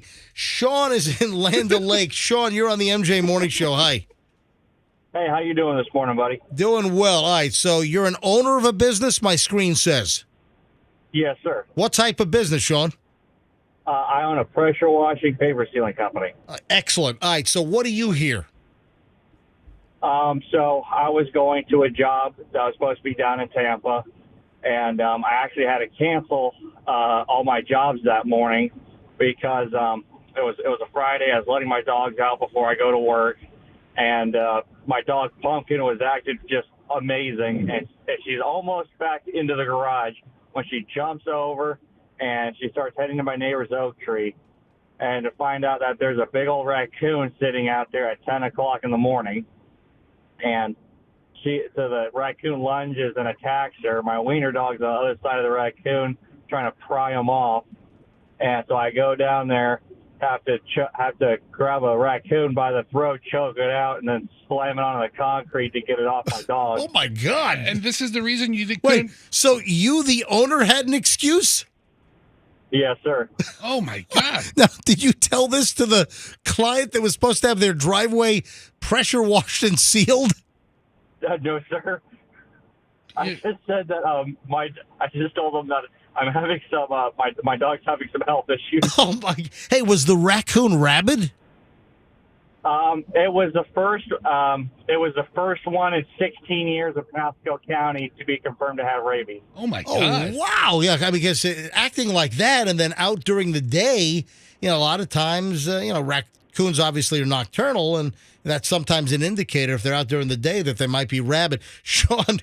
Thanks, Sean. Sean, he's the owner employee he's ratting on himself. When I saw I'm owner, sorry, he's raccooning on himself. When I saw owner of business, I was like, okay, he's going to tell me all the employee stories. He comes with his own. Froggy, where did you just go for the last 5 minutes? He had a technical issue. I had a technical issue. With what? I had to let Hal in the back door. No, you didn't. Where were you? You want to know? It's no Hal. Do you really want to know? All right, that's okay. Let me go back to phones. There's All no right, Hal. Monica is in St. Pete. Monica, you're on the MJ Morning Show. Hi. Hey, good morning. Can you hear me? We can, loud and clear, crystal clear. So my story is I'm an operations manager for a local office furniture company, and one of my employees did not show up 2 weeks ago. No call, no text, nothing. It was just crickets. So the following day, I believe it was Christmas Eve, I get a text message saying, "Oh, Monica, I'm so sorry. I couldn't get a hold of you. When I was out yesterday, I was walking across US 19 and I fell and my phone went sliding into a water puddle and I hurt my knee. And so my phone's been sitting in Rice all night and I'm just now getting around to calling you." I was like, wait, the only water puddle on US 19, your phone's in Rice? And you can't find anybody else to the next time. make a call? Did you keep the employee or did you fire the employee? Well, she wasn't quite terminated at that point. We were just going to give her an official write-up. Yeah. Well, she ended up quitting anyway because she thought she was getting fired. Oh, great. Hey, thanks, Monica. Michelle's in Lakeland. Michelle, you're on the MJ Morning Show, Q105. And if you're just tuning in, we're just talking about just ridiculous excuses that employees make for phoning in sick or not showing up for work. Or Michelle, what's your story? Hey, MJ, good morning to you guys. As y'all know, I am a foster pet parent, critical care. Quite a few of them just don't have patience to take care of small animals. I kind of look at it like this. If it was your parent or child in a special care nursing home, would you have patience to go visit them? A lot of people in general say no. Okay. Lucky enough, I'm with 4 rescues, and we're in the All right, so process. tell me, what's the excuse for calling in sick to work or not showing up? Probably. Are you calling in about that, or are you calling in about something different? I'm with a rescue. I volunteer foster, and a lot of them in general, like they just don't have patience. Okay, all right. Maybe not the best screen call for what we're talking about here, but hey, Michelle, thank you, though. I appreciate I know it. you're doing great work in Lakeland with yeah, the pets. we think it's great. All right, Bart is next on the MJ Morning Show. Hello, Bart. Good morning. Hey, Andrew, every call that calls in doesn't have to go on. All right. Hey, Bart, Luckily, Bart made it. Yeah, you can move on, and there is another one that'll ring right after. Bart, the good news is your call can't be any worse. Bart, go ahead. You're on the MJ Morning Show. Hi. Well, I hope my call's not any worse. Yeah. This is back in Colorado. I had an analyst. I run an IT department, call in that he had spider bites all over his feet. And All right, now we're talking. All right, now we're back on track. All right, good job. The train's the derailment's been fixed. All right, so Bart, an employee called up and said they were bitten by spiders. all over the bottom of their feet, so they could not walk. I'm going to save that one. Later on Facebook, they had posted that they're having a wonderful day skiing up in Breckenridge. Oh, that's not cool. Skiing the Breck. All right. So yeah, I guess they had to ice their feet. Oh, yeah, because, ski boots are so compatible with spider bites and not being able to walk. Right. Blisters, you got to pop them, I guess. And you were down, what? You were in Denver? Yeah. And they just took I-70 up to Breck to ski. Yeah. All right. Thanks, Bart. Appreciate it. All right, a couple more, then we got to move on here because I'm just looking forward, I think, to the new Truth Booth. First Hal Herman Truth Booth for 2023 is minutes away. Tony is next on the MJ Morning Show. Hey, Tony. Hey, how you doing? We're doing well. So, Tony, we're talking about employees with excuses. Okay, here we go. About 30 years ago, I was doing sheetrock in New York, and I didn't feel like going into work one day. Oh, this is you. You called into work. All right. This is me. What'd you say to call in sick to work? I called my boss, and I told him I had crabs.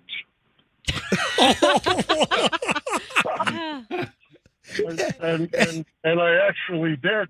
Oh, my God. On the bottom of your feet? Tony. No, he had crabs for dinner, right? Is that where this is going? No, not for dinner, Roxanne. Not for dinner. Yeah, some good old Lynn Haven Blues with some Old Bay seasoning. You And guys are all way off. Thanks. Tony, did you take care of your crab issue? Yes, I did. Thanks, Tony. You got the special shampoo and the little comb, right? All right. Andrew, I'll take the last two calls here, but we don't need to move on. We need to move on. No more calls. John, second to last. John, what excuses have you heard, or have you made an excuse for not showing up to work? I was a superintendent in the Air Force, and I had one of my managers call and say that he was going to be a little late to work. And I said, okay, no problem. And, I just blew it off the first day. So the second day he called and said, he was going to be a little late to work. And I said, okay, hey, are you going to make this a routine thing or what? He said, no, I'll probably be within the hour. I said, okay. So the third day he calls and the same thing. So when he came into work, I said, hey, what's going on? He says, well, my wife's trying to get pregnant and I wanted to be there. Well, obviously they're... Well, unless somebody else was doing it. Froggy, come in, pitch relief for me. I thought, he tried it again. And I said, hey, why don't you try getting your wife pregnant at night instead in the morning? Well, sometimes you have to time it right. Well, no, I know that there's the women will do the fertility clock. Yeah. And isn't there a way to figure out the supposed best time for the best chances at conception? Yeah. I knew a guy that had to leave during lunch. She's like, I got to take the second half of the day off because his wife's hour was 1 o'clock. Yeah, it's I know that there's a way to figure that out or have the best guess. Hey, John, thanks for the call. All right, last call on this. Annie is next in Spring Hill. Hey, Annie, you're up. Hi. Annie, you're a manager of what type of business? I used to work, I don't do it anymore, but I used to work at a deli bakery at Winn-Dixie. All right. And what have you heard excuse-wise? Well, I was an assistant manager. However, the manager called me up and said that she couldn't come to work, and she was the only one scheduled for the whole day, so I ended up working 14 hours. And she told me that she couldn't come into work on inventory day because her psychic told her that she would die in a car accident on her way to work. That's a good one. Sounds like a Roxanne excuse. Well, no, I'm just saying. That's what you said. That's a good one. I'm going to use that. The manager calls in and says the psychic said that she's going to die in a car accident. So was it just that one day, or did she not want to get in a car ever again? No, she just that one day, but she did it again another time. Same story? The same story? The same story. Oh my That's the most God. ghoulish psychic ever. It is. You're gonna And it die was tomorrow. always on like inventory day when we had to put an order in, and I'm man. a cake decorator, Is so she still I have to do alive? everything. Yeah, that's a good So- question. Is she still alive? Yeah, she is. Oh, see, psychics. Does she still see the same crazy psychic? I don't know. Like, she had something pretty tragic happen with her son. All right, don't bring me down. All right. We got the don't truth bring booth me coming up, down, okay? down. Hey, have a good day, Annie.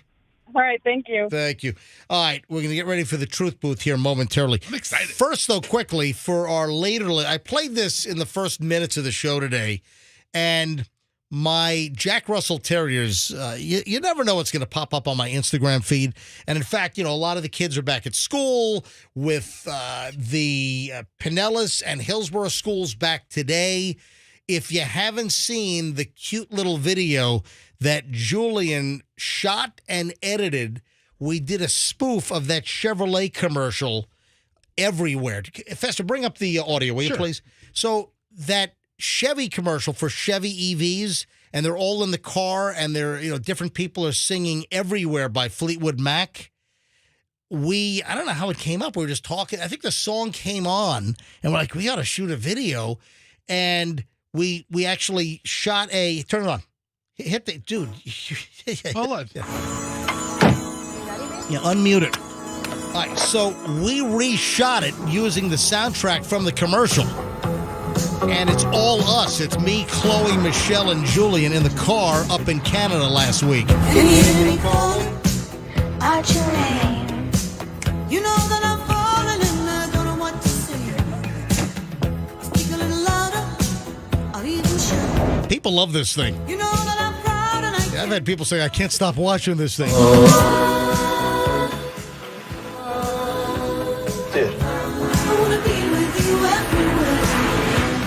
We were on a drive from Whistler down to Vancouver, not this past Saturday, and then it says Happy New Year from MJ and family.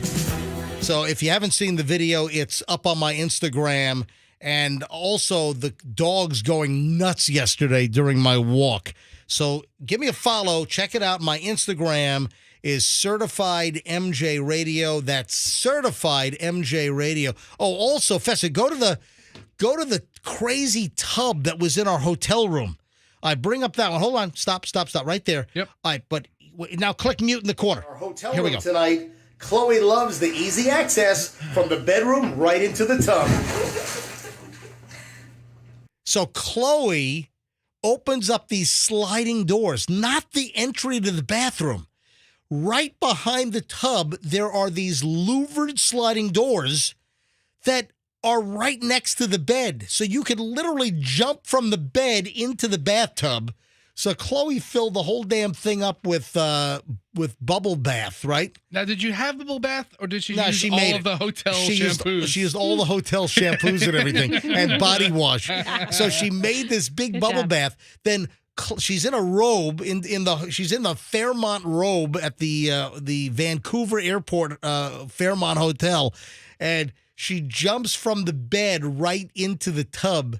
And people are like, did she hurt herself? No, she's she's like a stunt woman. So if you got to see this video as well. So all of these little videos are up on my Instagram. Give me a follow, Certified MJ Radio. That's Certified MJ Radio. And then the final one is yesterday. And it's Gatsby and Scout. I took them for a 5-mile walk. And as we're walking, they start going nuts. And before I saw it, they saw it or smelled it. There was a dead rat on the side of the road in South Tampa, about a foot off the curb. And they go nuts. And Froggy, you even commented that, oh my God, what you called my dogs werewolves? Well, yeah, they're kind of annoying. All right, listen to this. They spot this rat on the side of the road. They're Jack Russell Terriers. So they go after squirrels. And this is like the ultimate chew toy for them. It's just a rat sitting there. Oh, guys, you can't have it. No, you can't start. You can't. No.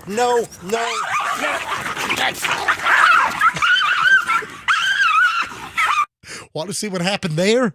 Again, it's on my Instagram at Certified MJ Radio. Man, they are nuts. If there's an 18-wheeler coming down the road and they're chasing a squirrel, they don't care. They don't care. They do not care whatsoever. Hey, it's 8:23. You know what time it is? What's that? Oh, look at this. It's time for Hal Herman and the Truth Booth. It's the first Truth Booth of 2023. Now, the Truth Booth is where Hal Herman will ask questions, and whoever the subject of the Truth Booth is compelled to tell the truth. Ladies and gentlemen, the star of the show, the Truth Booth, it's Hal Herman. Hello, everybody. Happy Ass Gorilla season. I heard it's a very special spot. So, everybody, happy Ass Gorilla. Oh, my Happy goodness. Ass Gorilla. Happy Ass Gorilla season, everybody.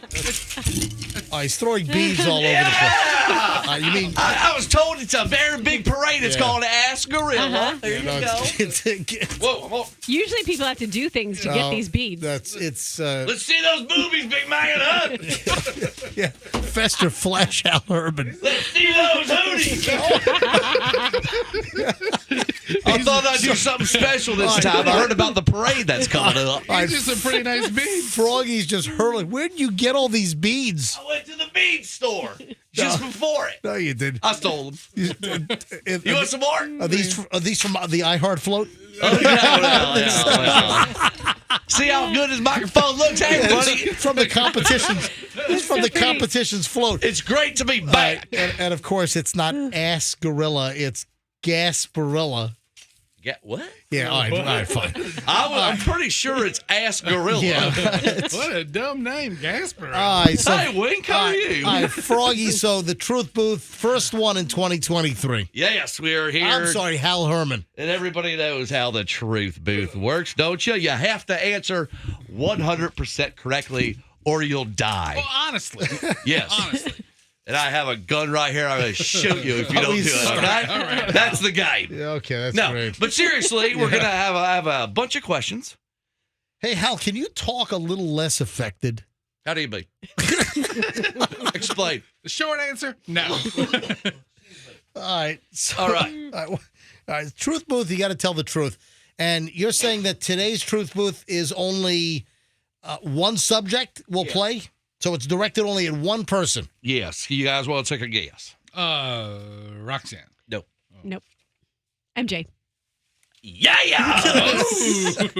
MJ, is this less effective? First of all, what is yeah? That's my affirmation of the awesomeness that's coming up. Yes. It's yes. Yes. Yeah. Now, am I speaking less affected, like you said? Yes, you're speaking much more naturally and normally. And thank you. I've been working on it. Yeah, you don't seem to have as much of the affectation to your voice. Well, thank you. I've been training for a lot of years. All right, are we ready? Yeah, go ahead. MJ, let me tell you, this might possibly be the most awkward Truth Booth in the history of the TV. Oh, my God. And I ain't talking Tampa Bay or Tom Brady, that loser. Or tuberculosis. I'm talking about the only TV that matters. The Truth Booth. Thank you very much. How many questions are in the Truth Booth? 37? So they're not. All right. You want to? Yes. You want to start easy? How do you spell yes? It's very simple. I mean, Yeeeaieeais. Duh. Jeez, what the heck? I don't even know how to spell. Can I get my first question? Music, please. What is the music we use? I thought we used music. Do we not use music? I don't think we use music. Screw it. We use music. You ready? Okay, like that? Yeah. Booth music. All right. Are you ready? Yeah. MJ. Why am I the subject of the first Truth Booth in months? Question number one. All right, go ahead. You are the most interesting of the crew. No, I'm not. Who do you like more? Ron DeCastro or Steve Triplett? Oh, man. All right, hold on. I told you it's going to get awkward. Go ahead and explain who they are. Hold on, we need some context here. That's not give the fair. context. All right, this is awkward. Steve Triplett is our old general manager. He's no longer here. The new general manager is a guy by the name of Ron DeCastro. That is a terrible question. It's, tell you what, it is the Truth Booth. And as you know, I have a samurai sword. If you don't tell the truth, And I'm going to cut you. And I think they both listen to the show. Yes, they better. No, listen, Steve's a great guy. Yeah. By the way, anybody listening, I am available if you're looking for a host. Are you going to answer? That is a terrible, terrible question. I think it's pretty good. I mean, that's just the first one. Imagine where we're going next. I'm about to sign my contract, and you want me to pick which general manager I like better? Well, the next question has to do with your contract, so that makes sense. Oh, my God. Well, honest. I haven't had much time with the new guy yet. Initial feelings, you know what your gut tells you besides I'm out of shape. Go with your gut. Dude, I've known the new general manager for only a couple of months, and I've only had a couple of interactions with him. You have to answer. I mean, right now, MJ, he's all but a stranger. No, you've had very good conversations with him. You know better than I do, better than you do, and better than she does. That is a terrible, awkward. That's putting me in a bad spot. Do you want to skip it? Yeah, yes. Well, that's not possible. Yeah. You want to go to something less awkward? I'm not in yet. Why don't you give me a less awkward question? All right, I'll ask you another who do you like better question. Oh, jeez. Do you like better 2003 Fester or 2023 Fester? Say it again, what? Do you like old Fester or new Fester? You know, Fester's kind of a new guy. His attitude's kind of different. Back in the day, he used to be jovial. Now he's kind of a grumpy ass. What do you know? Who do you like how do you spell ass? Oh, that's A-A-I-I-A-E-I-I-I-S-E-I-I-A. I'm still jovial.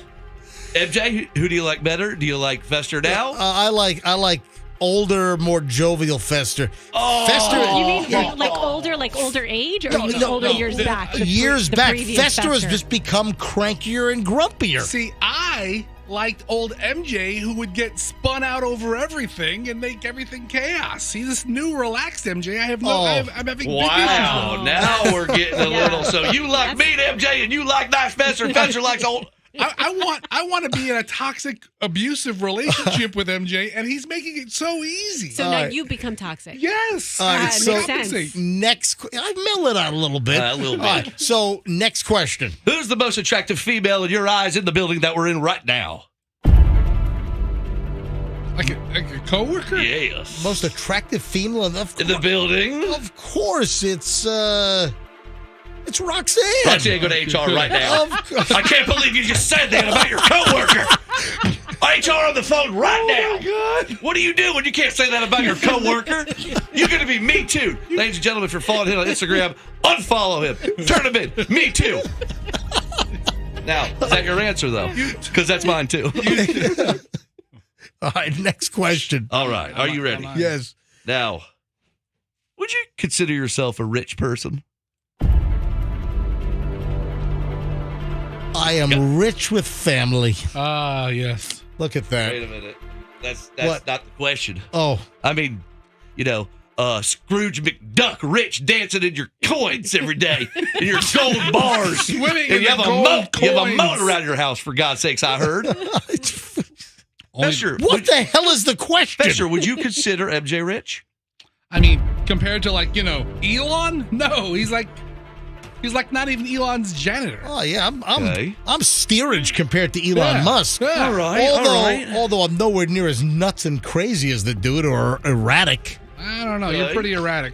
Now, I know that your kids I'm pretty erratic. I mean, listen, let's put you in control of Twitter.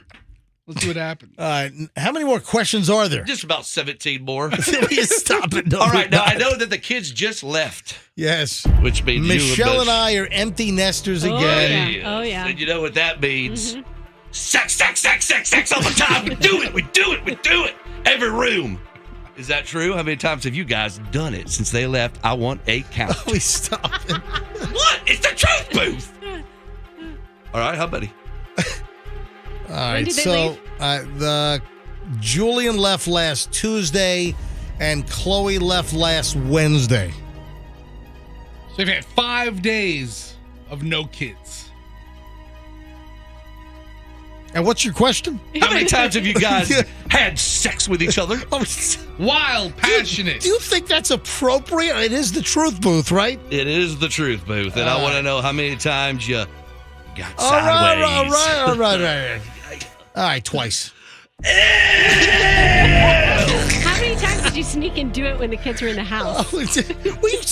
Roxanne, stop getting in on this. Yeah, it's not the Roxanne truth. Oh, my God. All right, 2 more questions. It turns out Michelle loves my ski beard. Oh, my God. Oh my God! I am so happy. Are you said ski hurling beard. in the trash can? I don't feel so hot right now. Let it out, buddy. It passed. Let it out. Let it out. Oh my God! Wow, that made me nauseous. I got so nervous when you said Michelle loves my. No, because she likes when I let the beard grow and I shave it after a while because it gets itchy. All right, well. But I have not shaved. I've got like 3 weeks, maybe more, maybe like 3.5 weeks of growth right now. And it's really, I don't think I shaved a couple days before going on vacation.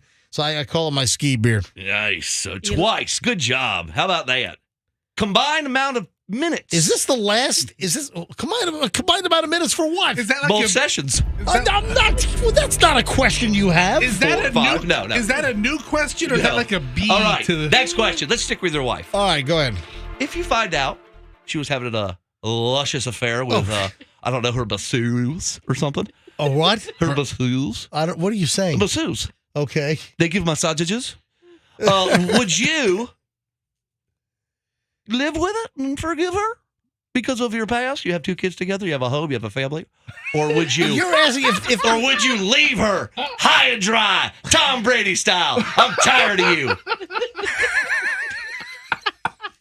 Simple question. Very simple. If Michelle had an affair with her masseuse? Yes, and you found out a minute. Would you forgive her? Well, hang on a minute. First of all, she has not been back to a masseuse since before COVID. I just said masseuse. What if it was her trainer? And she's like, she still gets charged the $49 a month for massage. She's got like 300 massages like stacked up. That sounds fishy to me. You think that increases the chances of 300 times with one of a masseuse affair? Yeah, I'm just telling you. So I got to answer the question. I would have to cross that bridge when I found You it. can't answer like that. This is a truth booth. You didn't answer the first question. Which one do you like better, Ron DeCastro or Steven Triple Nipple Triplet? You didn't answer that one. You can't just not answer another one. Yeah, you got to answer. What would it make a difference if it was a female masseuse? Now, if she had an affair with a female masseuse?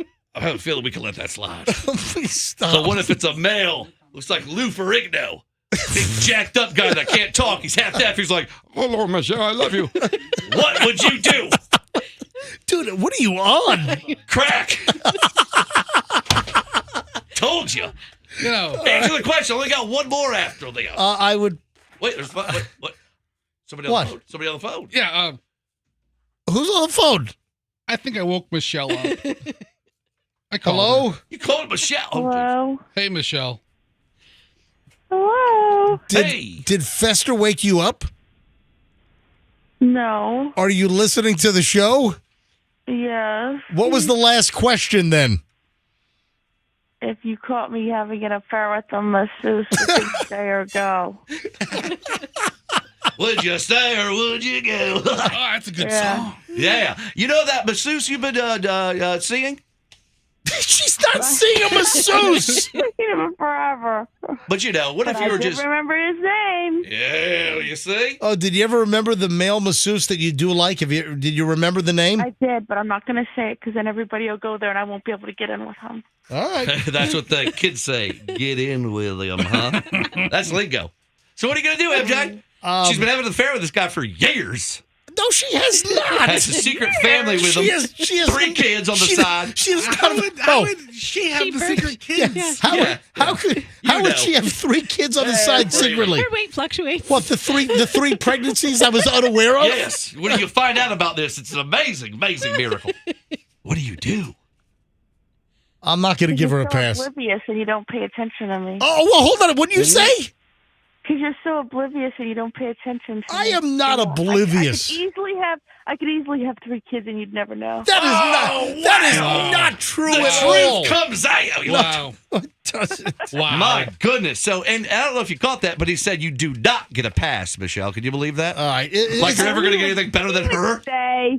He he would stay. Of course he would. Yeah, now I'm worried you don't give her enough attention. All right, So, is this it? One more. Are we done? The biggest, best question of the Truth Booth ever. Does Michelle need to hang on the phone? Sure, if she Okay. wants to. No. All right. I mean, are you hanging out with your pool boy, Michelle? Do you have time for us? All right, here we go. Stop it. If Ron DeCastro All right, this is the new general manager. came to you and said, MJ, Right. we just re-signed you. Great to have you on board, but you have to close your Instagram and never talk about it again. You can't use Instagram. You can't talk about it. Instagram is dead to you, according to Ron DeCastro of Instagram. What do you do in that situation? I like Instagram. I've made Instagram probably my most used social media now. I've backed off of Twitter a lot. Instagram, I like just posting great pictures and engaging the audience with some of my personal stuff or weird things that I see or great images that I take. Yes. I think that it's a way to really engage the audience because guess what? I get the most comments would you from or my. wouldn't you? This is This a is a very long long dissertation. answer. Excuse me, he's in the Truth Booth and he's telling the truth. I would tell Ron Answer the question. What? Answer the question. Yeah, please. Michelle is yelling now. The Truth Booth, people want to know. What do you do, Ron DeCastro? You can't go on Instagram anymore. You're looking at Ron in his face and you say, Forget about it. I'm not giving it up. Stuff it. What? Take this job and shove it. You would quit over Instagram. Absolutely. Michelle, did you hear this? That is not true. I would. I find somebody with a conflicting report. At this point, I would not give up my Instagram. You would quit this job Over social media. social media. Is that what you're saying to me? Not true. What's not true? Michelle knows. Michelle, why do you say such a thing? Which do you enjoy doing more? Well, that's a good question. That's a good point. I do enjoy doing the morning show more than Instagram. But just a little bit. You gonna spend 4, 6, 8 hours a day doing an Instagram post? No. She's making very good points. Oh, please. Did you not see the dead rat video he put up over the weekend? There's a lot of good stuff on my Instagram, folks. If you haven't seen the spoof video that we shot to the Everywhere Fleetwood Mac Chevy commercial with Michelle and me and Chloe and Julian and the rental car up in Canada, that's up there. The dog's going nuts over the rat on the side of the road. Yesterday, Chloe jumping, tons of good stuff. Folks, you could go on my Instagram and you could scroll down and you could spend the next month looking at all my great content. All right, so give me a follow. Thanks for the setup there. Thanks for the layup. What do you quit? I guess I don't quit. But I do. Michelle brought up a good point. If I had to pick doing the morning show and the fact that I enjoy doing the show with you guys versus the Instagram, I would give up the Instagram, before the show. Well, thank you for coming into the Truth Booth today. Yes. I had fun. My name is Hal Herman, and you've been eyeing the Truth Booth. Thank you, everyone. There we go. That was really.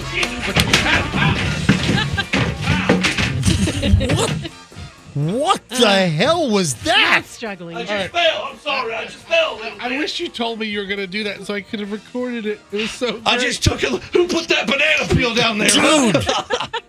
Did we get that on video? I just Yes, slipped. we did. I slipped on a bead. Apparently These beads that, are down here for some reason. Ask Gorilla, I because guess. you threw beads everywhere. I slipped on these. Yeah, who So knew these are so slippery? that was captured on MJTV? Yeah, Andrew said he got it. Oh, my God. I think All right. I pulled a nut. All right, so if you didn't get to watch that live on MJTV, you can go back and watch it later on. I'm really hurting. Man, that was All right, sit down. crazy. Let's get some ice in here. All right, sweating. Michelle, I'll see you later on. All right, hurry home. All right, goodbye. Bye. Bye, guys. Nice. Thanks for hanging out with me. Dude, did you hurt yourself? Yes, I told you I pulled something. Feel good. Pretty good edition, though, huh, guys? Yeah. All right, Not bad. so It's good. first edition of the Truth Booth in 2023. Hey, don't forget, you saw that there was no Mega Millions winner. What was it, Friday night? Right. No so now Mega Millions, not Powerball, but Mega Millions is now an estimated $1.1 billion. Yeah, I passed the sign this morning coming into work off the interstate, and it had all nines. Like 999. Oh, yeah, I saw that actually. Where was I? Where was I over the weekend that I saw that? Yeah, I had a bunch of errands to run. They're all over the place. Yeah, I picked up some wine out in Bel Air. Have you ever been to Bellavino out there? No. Yeah, he tracked down a wine for me that I was looking for, and so Did you go to? You were in Bel Air last night. Saturday. Oh, that's the same time Tom Cruise was eating there. All right, so Roxanne brought this up earlier that you have intel that Tom Cruise was at the new Pelican Country Club, which used to be called the Bel Air Country the Club. Bel Air Country Club, and Tom Cruise was there on Saturday night. Yes. Who spotted him? I don't know. I heard Doug on the phone with somebody, and then I said, "What were you talking about, Tom Cruise?" And he said he was eating dinner at Pelican. I didn't ask him a follow-up question. All right. So I was out picking up some wine at Bellavino. Brian tracked down a really cool Italian wine for me, which was really tough to find. And then what else was there? Oh, you know what else? I found a really good slice, and I can't believe someone recommended this to me about 2 months ago, and I finally got out there. Where was it? Hang on. Hold on to that thought. I don't want to get too late here. I found a great slice of pizza over in Largo, which you wouldn't think you're going to get a good slice of pizza in Largo. You never know where you're going to find a good slice of pizza. Florida's not the best for pizza. All right, hold on. I'll explain it all next. Also, and I'm looking at did you see what happened on the airplane with the former Wells Fargo executive? No. Oh, my God. All right. And then I got a pizza hostage story. So it all works together. All right. Hang on. Back in a second on the MJ Morning Show here on Q105. Stand by. Now.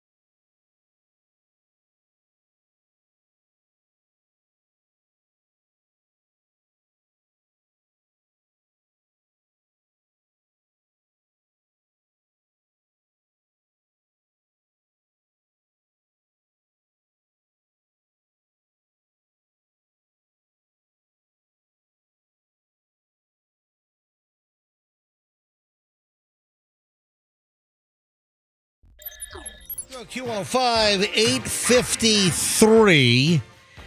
And after we do the long hour and 20 minutes of the MJ Morning Show nonstop, and again, make sure if you're listening on the way to work that you continue listening at work using a smart speaker, using your cell phone with any of the apps, the Odyssey app, the TuneIn app, the iHeart app, and you search for Q105 Tampa Bay, and you can listen to the MJ Morning Show. And, of course, the entire program is podcast later in the day. So, Andrew, what time do you generally have the podcast up every day? I try to have it before 11. All right, so before 11 a.m., we hope to have the podcast up. And then MJ TV, the entire show is on TV every morning. We've got 4 cameras here in the studio, so you get to watch the whole show. You can watch it live by going to mjmorningshow.com and clicking on MJ TV at the top, and then select the live stream, or you can go back and watch any of the shows, like today's show.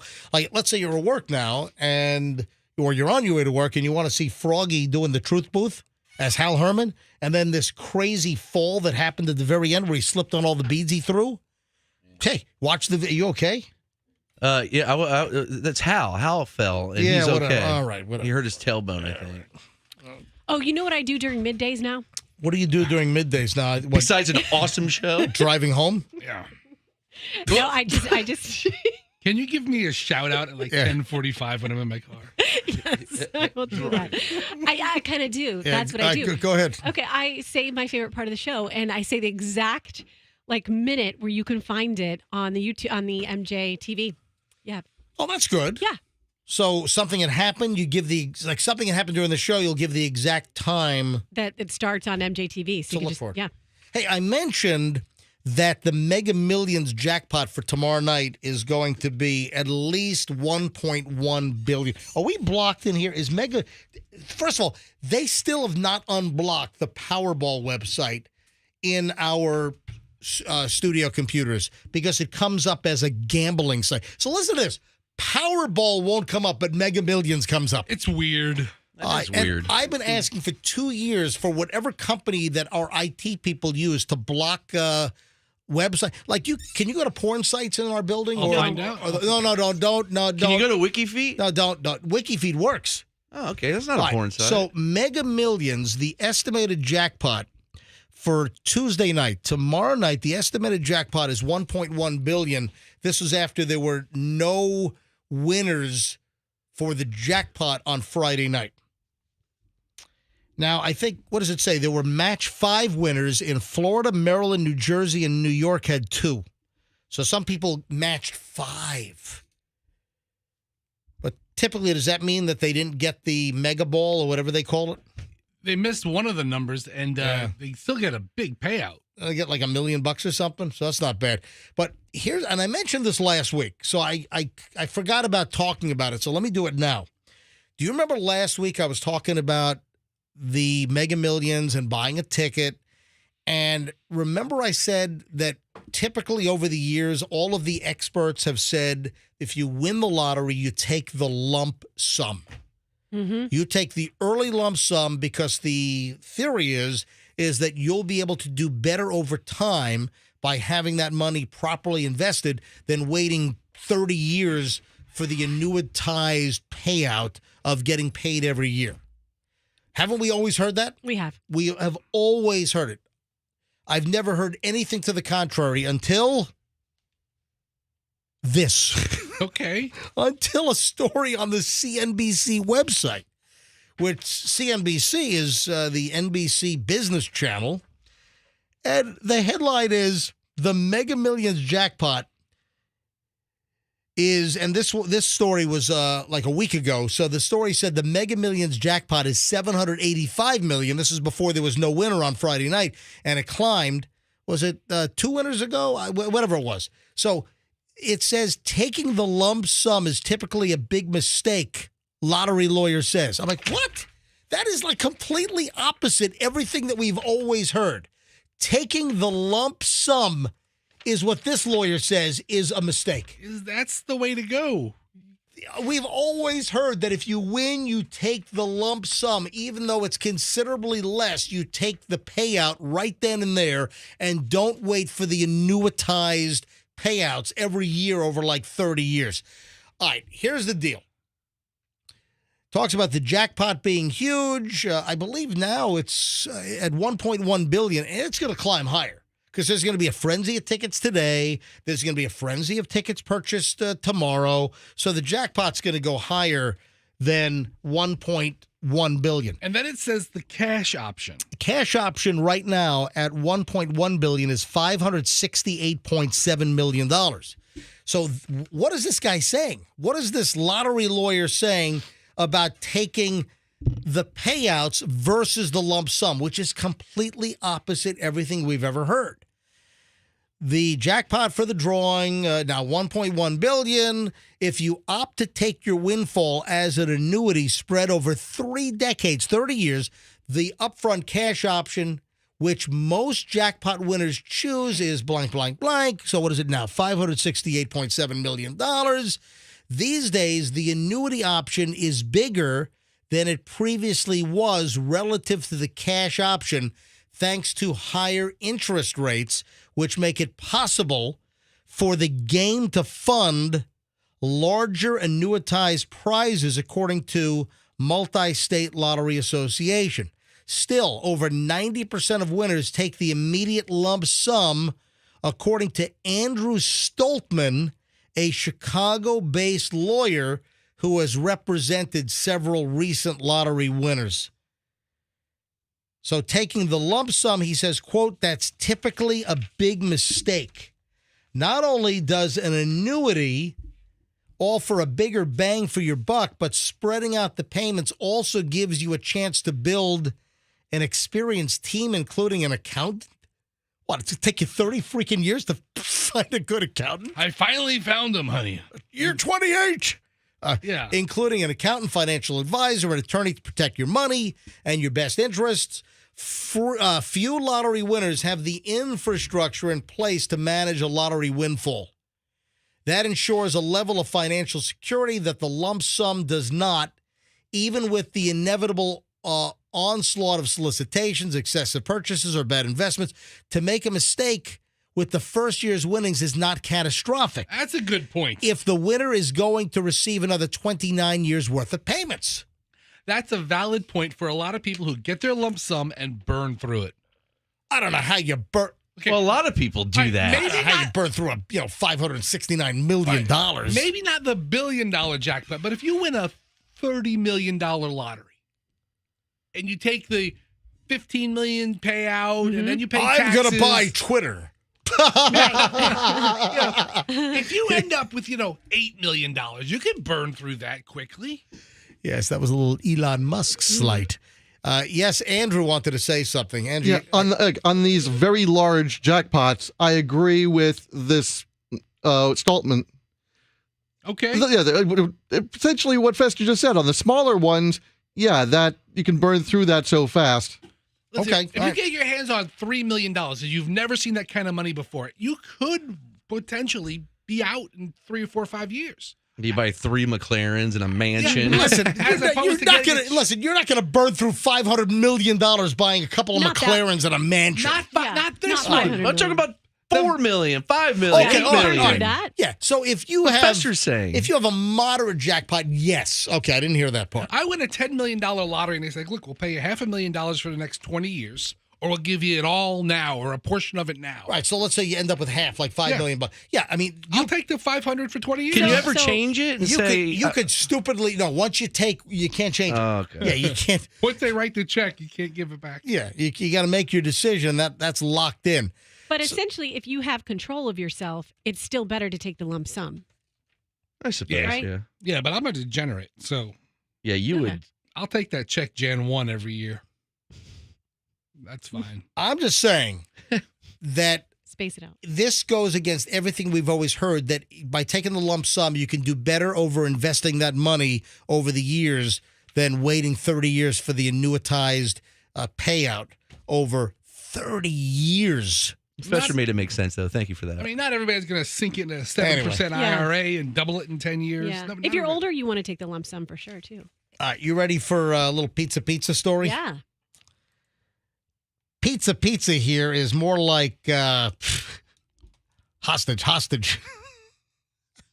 Oh, no. Where was this? Pizza. Hey, this is crazy. Man, people are nuts. A Pennsylvania pizza delivery driver is alive. He was held hostage because he did not come with the guy's drink with the pizza order. He was supposed to bring a drink as well with the pizza. According to a complaint filed, Leo Lamontoni, 42, ordered a pizza from a local pizza shop, Primo's Pizza. The delivery man dropped off the pizza, but Tony allegedly exited his apartment and said, "Where's my soda?" Oh, no. Tony reportedly forced the victim into his residence and locked the door, trapping the delivery man inside his home. What was the Office episode? Remember the pizza delivery episode where there were like two pizza places up in Scranton that were similarly named, and one had much better pizza? And was it Antonio's? It was something like that. But the names were like totally similar, and one was much better. And they were having an office party, and Michael Scott ordered from like the wrong place. Was that it? That's funny. And then they held the Alfredo's. Alfredo's. That was it. It was Alfredo's. Alfredo's Cafe or by Alfredo. There you go. Yeah, pizza by Alfredo or Alfredo's Cafe. And he got the wrong one. And Michael Scott ordered from the wrong one, so the staff's like, "Oh no, that's not the good pizza. The other one." And they held the pizza delivery boy, was like 16 years old. They held him hostage in the office. It was an episode of The Office. Anyway, so this is real life. Leo Lamontoni forces the pizza delivery guy into his home, locks the door, traps the guy inside. The delivery man said he forcefully pushed Tony away, fled finally, immediately called the Johnstown Police Department up in Pennsylvania. Yeah, police said that Tony smelled of alcohol, had slurred speech when they showed up. He was booked at the public safety building in Pennsylvania, in Johnstown, Pennsylvania, and charged with false imprisonment of the pizza delivery man. Not cool. So pizza turns into hostage. Does it mention what kind of soda it was? It does not, but he got the kidnap lover's pizza. That's good. That's good. Little fingers on it. Yeah. I don't know. No, it doesn't. Those are sausage nubs. I mean, what are you? No, it doesn't say which beverage that he was supposed to get. But people are out of their minds. But it sounds like alcohol might have played a factor in this. You think? Yeah, particular situation. Hey, do you want to hear something tasteless? Yeah. Listen to Roxanne. A tasteless joke. Yeah. All right, obviously, the Buffalo Bills were victorious yesterday over the New England Patriots. Did you see in the opening drive the Bills return a touchdown? Yeah, I saw that. And what a moment. Was that set up?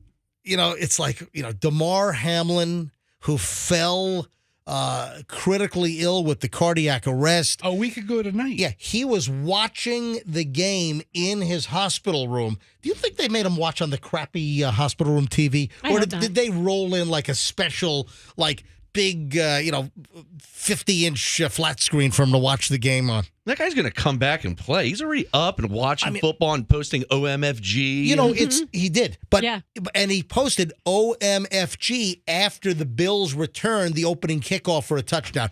That's what a comeback so That's far. sort of like the old the kid's in the hospital and the kid is critical and just Babe Ruth says, "I'm going to hit a home run for you." Exactly. That's what it's like. It's like, and I'm going to hit a home run for you, kid.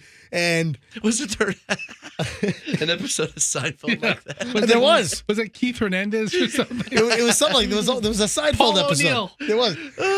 But that's what it's like. Yeah. Here's Damar Hamlin. It's a miracle. After collapsing from cardiac arrest on the field, something that was one of the most horrific things that we've ever seen in the NFL. And he's now awake. He's talking. The tube is out. There's no brain damage. I mean, he still's got a road to recovery, but, for him to watch the opening kickoff return for a touchdown, after that incident, it was fantastic. So, hopefully DeMar can recover. Hopefully he can get back to the NFL. All that is to be determined. But this is what's tasteless. During the Pittsburgh Steelers 28-14 win over the Cleveland Browns, Pittsburgh linebacker Alex Highsmith received a questionable CPR celebration after sacking Deshaun Watson in the fourth quarter of the game. The celebration is, less than a week. It happened yesterday after Damar Hamlin collapsed on the field. So was that guy nuts? They did like a mock pantomime CPR thing on the field with what was the player flat on his back and was doing the CPR motions on the chest to simulate CPR in the excitement after the quarterback sack. Yeah, that's too soon. You sure it was, they're making fun of the deal? The real... Oh, no, they were really doing what? it. They No, were really it's making fun. impossible. Really making fun. Who's that heartless? I've seen them do CPR on the on like a football a couple times, but they're doing it on each other. They've done it before, but did they do this specifically after the Hamlin incident? Did they even think about? This one Steeler's doing chest compressions on the other Steeler on the ground to celebrate the quarterback sack. All right. I just don't think they were thinking. I don't know. I can't imagine being that heartless, and I'm pretty heartless. What were they thinking? Do you think there's any chance it was an homage? What? No, for real. They were do you trying think to that they were trying honor? to support him? Trying to think of the good side of this. Maybe it was just Well, you hold really up a poor number taste. 3 when you do it. Yeah. Other There you go. ways. The whole league had DeMar shirts yesterday. They were all in unison in their support. They all I had saw them. coaches on the sideline of a bunch of teams with number 3 Damar Hamlin shirts, as you say. I heard something for the first time during the Jacksonville game, and I guess every team did it. Instead of a moment of silence, they had a moment of sport, and they applauded for DeMar. And I thought that was pretty cool. Or they could have just played "Staying Alive" by the Bee Gees. That's which has 2 connotations. It does here. because first of all, Damar is alive, and this is serious. CPR trainers will tell you that the beats per minute of "Staying Alive" by the Bee Gees, staying alive, that is the perfect beat to do CPR, to do the chest compressions. I've heard that for years and years and years. I do want to say I'm looking at Alex Highsmith. He's the guy who did the compression, the Yes. Steelers guy. And I'm looking at his Twitter page, and he has, love for DeMar, number 3. He's got all this stuff on his page supporting him. Yeah. Oh, I don't doubt that. So maybe it was just really a bad look and poor taste, but his Yeah. intention with it was, I don't know. But social media exploded. You can imagine, like, what the hell? So DeMar is from the Pittsburgh area. Yeah. He grew up in the area. That's true. He went to the University of Pittsburgh. The Steelers, for any team to mock anything. The toy drive was for kids. The toy drive Yeah. with $2,500 initial raise. That's now like, what is it, $8 million now? Where is it? I'll check And it out. it's for kids in Pittsburgh. So my question is, he was DeMar like a number 6 draft pick or something, or the 6th round or Sixth something? round, yeah. 6th round. It sounds like he should have been playing for the Pittsburgh Steelers, with his love and affection. That was his team. Yeah, He, exactly. Mike Tomlin, coach of the Steelers. Yeah. He even said in a press conference, he's known DeMar since he was 12. It's amazing. That's incredible. So where's the charity? $8.5 million on the Chasing M's Foundation Community Toy Drive. It had a goal of $2,500 back in Christmas of 2020. This thing was dormant. And then after DeMar collapsed, somebody found this and the word got out. And now over $8.5 million has been raised. That's a lot of toys. Wow. You look at some of the big names on here. Like, are you looking at the top donations? Yeah, so here's Jim Irsay, owner of the Colts. Yeah. Owner of the Colts is $25,003 for the 3, obviously, for him. Adco Electrical Corporation, $33,333. Obviously, the alliterative play on number 3. Sheets Laundry Club, $25,003. Robert Kraft from the Patriots, the owner, $18,003 or $15,000. Is that 18 or 15? Come on, Robert. $18,003. How can these people not give like a bunch more money? The Tampa Bay Buccaneers donated $15,000. Matthew Stafford gave $12,000. Yeah, Quarterback of the Rams. I saw that Tom Brady gave $10K. The Cleveland Browns gave $10,003. Man, look at this. Just Texans gave. Who gave the most? Sean McVay. Right now, it was some electric company Yeah. gave $33,333. How are these billionaires not giving like more than that? Like Robert Kraft. Listen, it's easy. Spend it for the Jack Shack. Yeah, Tom Brady gave. All right, 10 come on, grand. Froggy. That's uncalled for, but accurate. Yes. Did you say that's nuts? Rob Uncalled for? Gronkowski gave $6,900. Oh wow! Oh, he's such a frat guy. Good Did he do job. a butt-headed laugh? Good job, Gronk. That's funny. So $8.5 million now is just a tremendously ginormous number. That's awesome. So I forgot to talk about this last week, but I've got a question.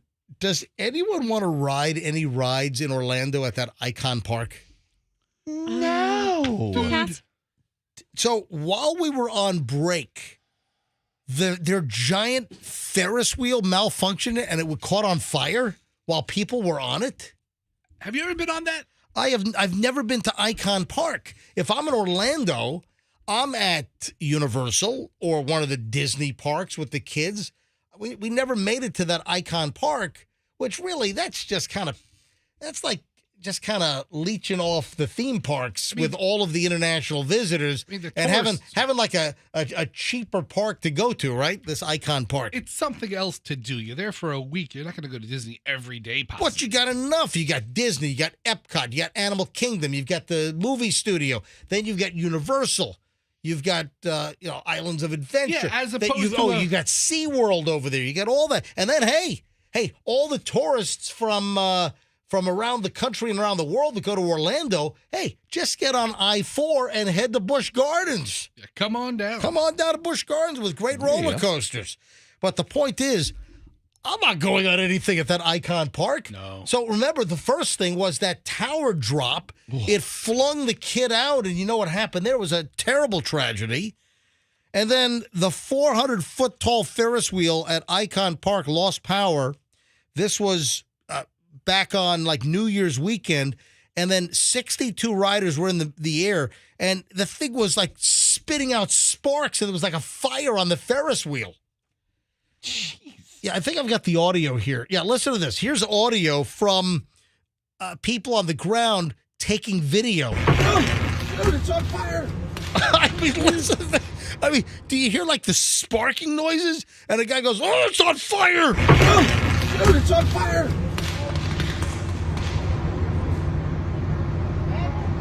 Holy the fire department!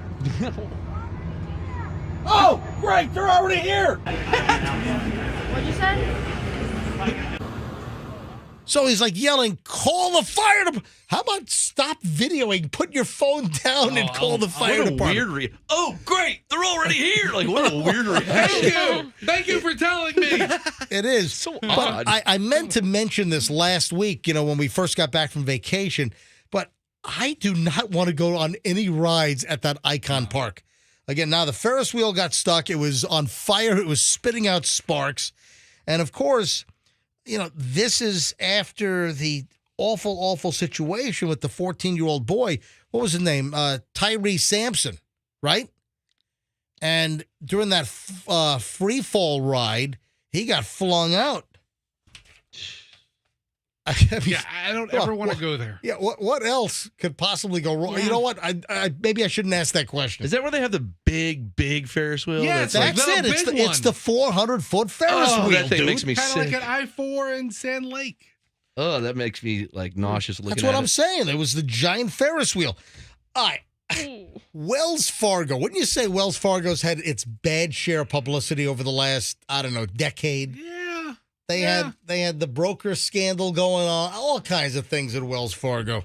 And now we have a Wells Fargo executive allegedly fired and arrested after peeing on a woman on board an airplane flight.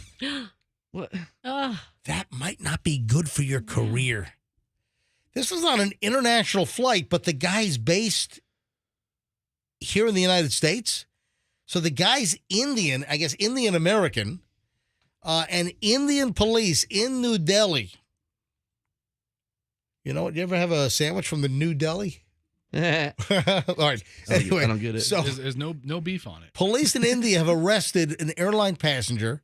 A complaint was filed by a woman on board an Air India flight from New York that he urinated on her in her business class seat. Shankar Mishra was picked up by police in the Indian city of Bengaluru and then brought to the Indian capital over the weekend. According to the New Delhi police, they declined to say what Mishra told investigators after the arrest. The Times of India newspaper called Mishra or cited Mishra as saying that he was drunk and could not believe what he had done.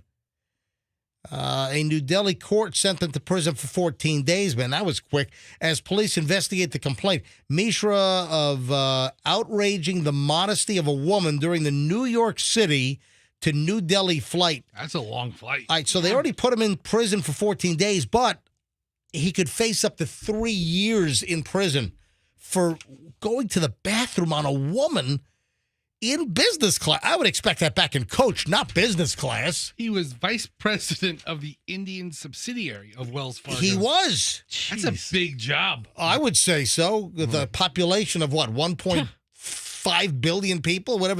What's the population of India now? It's a little over the Mega Millions number. I think you're right. I think it's like 1.2 billion people in India and a whole lot of cows as well. Also, Saturday, Air India issued a written notice. 1.35 billion. 1.35 billion in India. Yeah. Air India issued written notices and grounded one pilot and 4 cabin crew members after the incident. Whole lot of backlash on social media. Why? Because Air India originally, I guess, only banned him for 30 days. If you have a passenger that whizzes on another passenger, doesn't that buy you a ban from the airline for life? Nope, just 30 days. I'm having trouble picturing this in my head. How Sir, he did it. We don't want to hear from you until at least February 10th, okay? 30 days, you're out. This is any nuts. other details, like why he did it? Well, apparently he claims he was drunk. Yeah. Okay. And must have been. I think we also, like a year or so ago, we might have had a story about how a guy had walked from the middle of the plane to the back of the plane, headed toward the lavatory, and was like totally out of it. He thought he was there. Thought he was at the bathroom, and then actually turned and peed on somebody in the last row of the plane before you get to the restroom in the galley in the back. I could see that happening, like if you were traveling internationally, you want to take some sleeping pills while you were traveling so you could sleep during the flight, and then you had a glass of wine accidentally, and then, not know where you are and use a passenger as a restroom. Ugh. I mean, how nuts is that? MJ. Yes. New York to New Delhi. Yes. How long's that flight? Nonstop. New York to New Delhi is probably a 13-hour flight. 15 hours. 15 Wow. hours, 5 minutes, 15 hours, 20 minutes on American. Wow. Yeah. Maybe the bathroom was just totally taken up I'm the about to whole say, flight. It's a long time to be on a plane, I guess. Ugh. Ugh. This is right. But still, you can use the actual facilities on the plane. They've made arrangements. And not some lady's lap. That's just absolutely disgusting. Oh, you know what else, football-wise?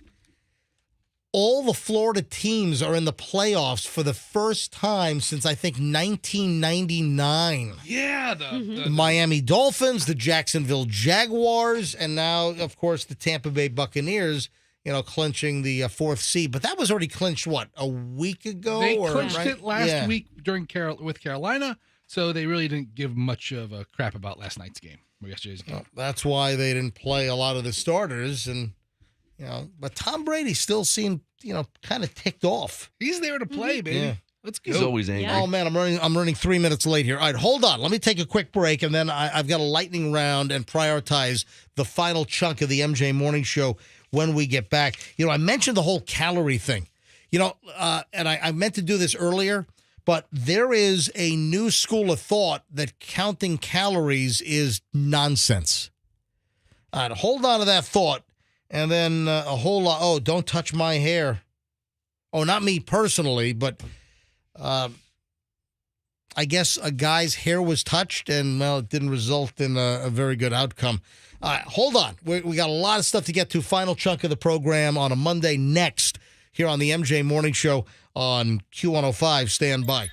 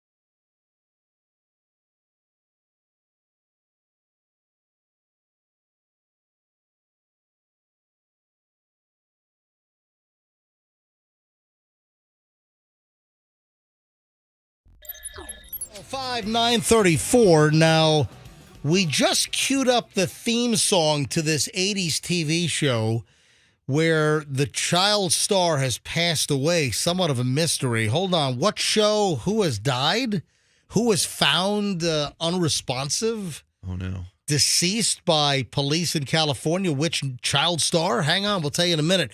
First, though, I was just reminded that I never mentioned that new pizza shop. Or, I'm sorry, it's an old pizza shop, but guess what? If I haven't been there, it's new to me.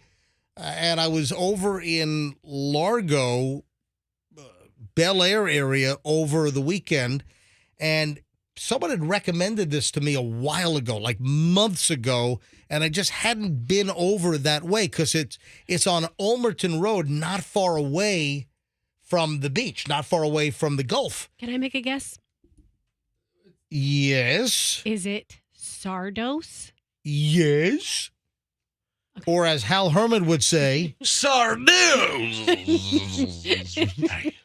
Yes. Well, I was looking for the Yes. I had to whisper the yays. Oh, ask me again. As Hal Herman would say. Yeah. No, Roxanne. What's the name of the pizza place? I forgot. What is it? Just say it, Roxanne. Sardos. Both of you guys are terrible at this. Oh, my Sardos. Excuse me? You're awful. All you had to say was, yes. That's it. That was it. That's all you had to say. All right, one more time. Give me one more chance. Hey, Roxanne, what's the name of the pizza place? It's Sardos. Is that right, Froggy? I don't know. Never been. Damn it. So I had been recommended by a listener like months ago, hey, you're looking for a good slice, good New York slice, try Sardo's Pizza on Ulmerton. And it's right across from the Pinellas County Sheriff's Office. You know, the headquarters are on Ulmerton? Yeah. You know, just past like the Pinellas, is it past the Pinellas Trail, right? Right near that Pinellas Trail area. Right. So I tried it on Saturday, just popped in for a slice, and I always just do a test slice. You know, because if it's not good, then I can just get the heck out. I didn't make a big commitment. You just dip your pizza toes in the water. There you go. What's a test slice? Like they just give you a little piece? No, I just buy one slice of pizza. Oh, I thought it was like ice cream. You're like, can I have a spoonful? No. But I do have an ice cream story as well. Now, I got one slice. I'm like, oh, this is pretty good. And it's been there for a while. I think that location's been there since like 2007, according to their website. And I just had not been. But it was a good, solid New York slice. And, the Tampa Bay area is rough for pizza. What do you know? You're not Dave Portnoy. Dude, I'll clean that guy's clock. That guy, Dave Portnoy, El Presidente. He knows so much about pizza. He knows nothing. That guy's a hack. He knows had a lot of pie. He knows nothing about pizza.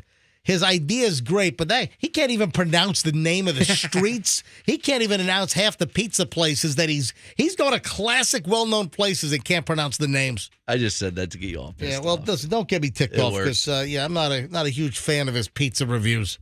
So where was I? Anyway, so Sardo's I thought did a nice job. So did texters guess? Yeah, and I didn't know that. So I The texters apologize because I mentioned this. God, like 45 minutes ago that I found a good slice, right? You're telling me it's better than like a Little Caesar slice? Oh, jeez, come on. No, I had some Papa John's over the weekend. Stop. And I had that garlic sauce. Stop. A couple of the... Stop. Pizza diva. Yeah, you're not doing shakaroni all of a sudden? I had a shakaroni, and it was fantastic. Shakaroni. Oh, bring it in. Shakaroni. Shakaroni, yeah. Shakaroni, yeah. Shakaroni. Anyway, that was fun. So shout out to Sardo's. I thought you guys did a nice slice. Hey, and shout out to Papa John's. That garlic sauce really is good. Yeah, it is. It really is. All right, so we have another child celebrity that has passed away. And my memory is of this little squeaky kid at 10 years old, 11 years old. And he was 54 now. Who is it, Ricky Schroeder? No. Ricky Schroeder's still alive. But the point I'm trying to make, though, is I had Fester cue up the theme song. Now, I remember the TV show because I used to watch it occasionally. But I do not remember this theme song. It just didn't seem to be very memorable. But here's the show. There's a magic in the early morning we found the sunrise smiles on everything around. It's a terrible theme song. It's a portrait of This will put you in a coma. happiness that we feel and always. Anyway. Is that Jennifer Grey? They find some homeless guy to sing This is this. 1960s. No, it's not 1960s. It's like late 70s, early 80s. So what is this, like the early version? It was of 8 is enough. 8 is 8. No, 8 is. Do you remember 8 is enough? This show ran for years. Dick Van Patten. Anyway, the little kid Nicholas Bradford. Oh. Adam Rich has passed away. He was found, I guess, unresponsive. No foul plays expected. Cause of death not yet revealed, but he was found out in the Los Angeles area by law enforcement lifeless. About as lifeless as that song. Yeah. Oh, the theme song. My God, is that awful? Hey, do me a favor. Play this at my funeral. Yeah. Oh, my God. And now to honor Fester, the theme of There's 8 is a enough. Man, I tell you what, you don't need anesthesia if you're having surgery. Just play that damn theme song. I literally have never heard of this kid. Yeah, the show ran for, let's see, it looks like 5 seasons, 77, 78, 79, 80, and 81 on ABC. So they're not investigating it as like shady foul play, but they're not releasing what the cause was. Well, the family didn't say what it was. The police haven't issued their statement yet. All right, if real child stars die, let me know. Urkel, let me know if he All right, dies. so you don't think Adam Rich was a real child? He was a fake child star? Terrible show. Saved by the Bell guys died when Screech died. That's news. So Prince Harry was on 60 Minutes last night being interviewed by Anderson Cooper. Can't take him. And, I got to be honest, he didn't tell me anything that didn't leak out last week that we talked about last week after a Spanish version leaked in Spain of his new book. What is it called? Spare? As in, oh, yeah, he's the spare to the throne. What a baby. Yeah. Anyway, Michelle's yelling at the TV last night. Just wants him to shut up. Was he just, was he crying the whole time? Just being like a little. Well, there was talk that Prince Harry might somehow reconcile with the family. What? And actually go to King Charles's coronation later on this year. I'm sorry, And Papa. now, after the book has come out and items leaked, now they're saying there's no shot in hell that Prince Harry will have any role in King Charles's coronation. And when you throw out the kind of stuff that he's been throwing out about his family, you better hope you live a perfect life. Like, how is that not going to come back on him now? All of this. How much money do you get for that book? Not enough. All right, the calorie story. I got a lot to do here, guys. All right. Oh, well, for the Netflix special, they allegedly got Meghan Markle, or as they call her, Nutmeg. Nutmeg and Harry allegedly got paid $100 million. What? From Netflix.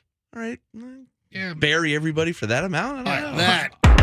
That is an enormous amount of money. $100 million. I'll never talk to any of my relatives Because again. weren't they crying poverty for a while that they didn't have money? And Well, they were cut off from the queen's teat. That's right. You've been cut off from each of my teats. But, Mommy. No, unlatch your mouth. Guys, I got to move Please on. let me. I have 2 minutes left. Okay, Guys, go ahead. Guys, I got to move.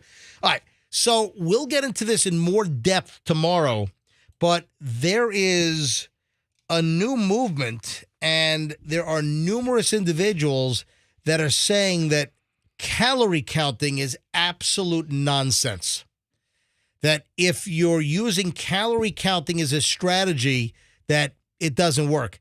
That there's like no proof at all that counting calories helps you get rid of weight.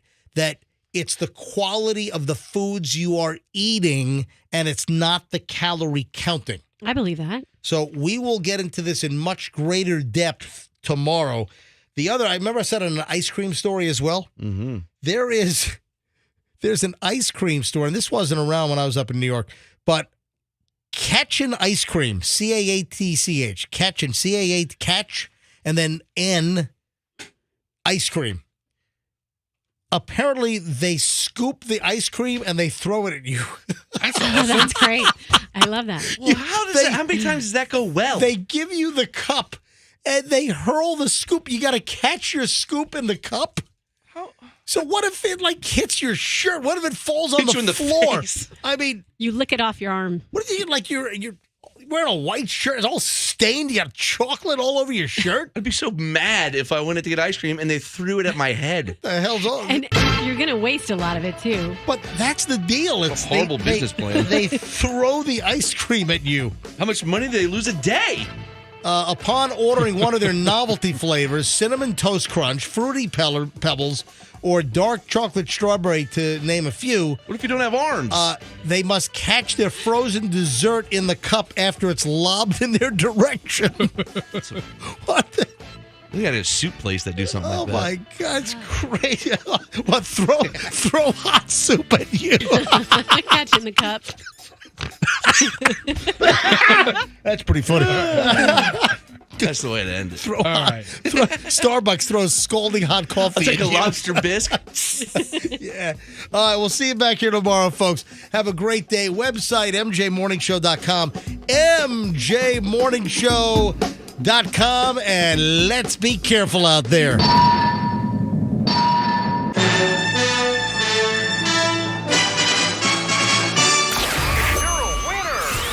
The Q105 app is your connection to all the big contests.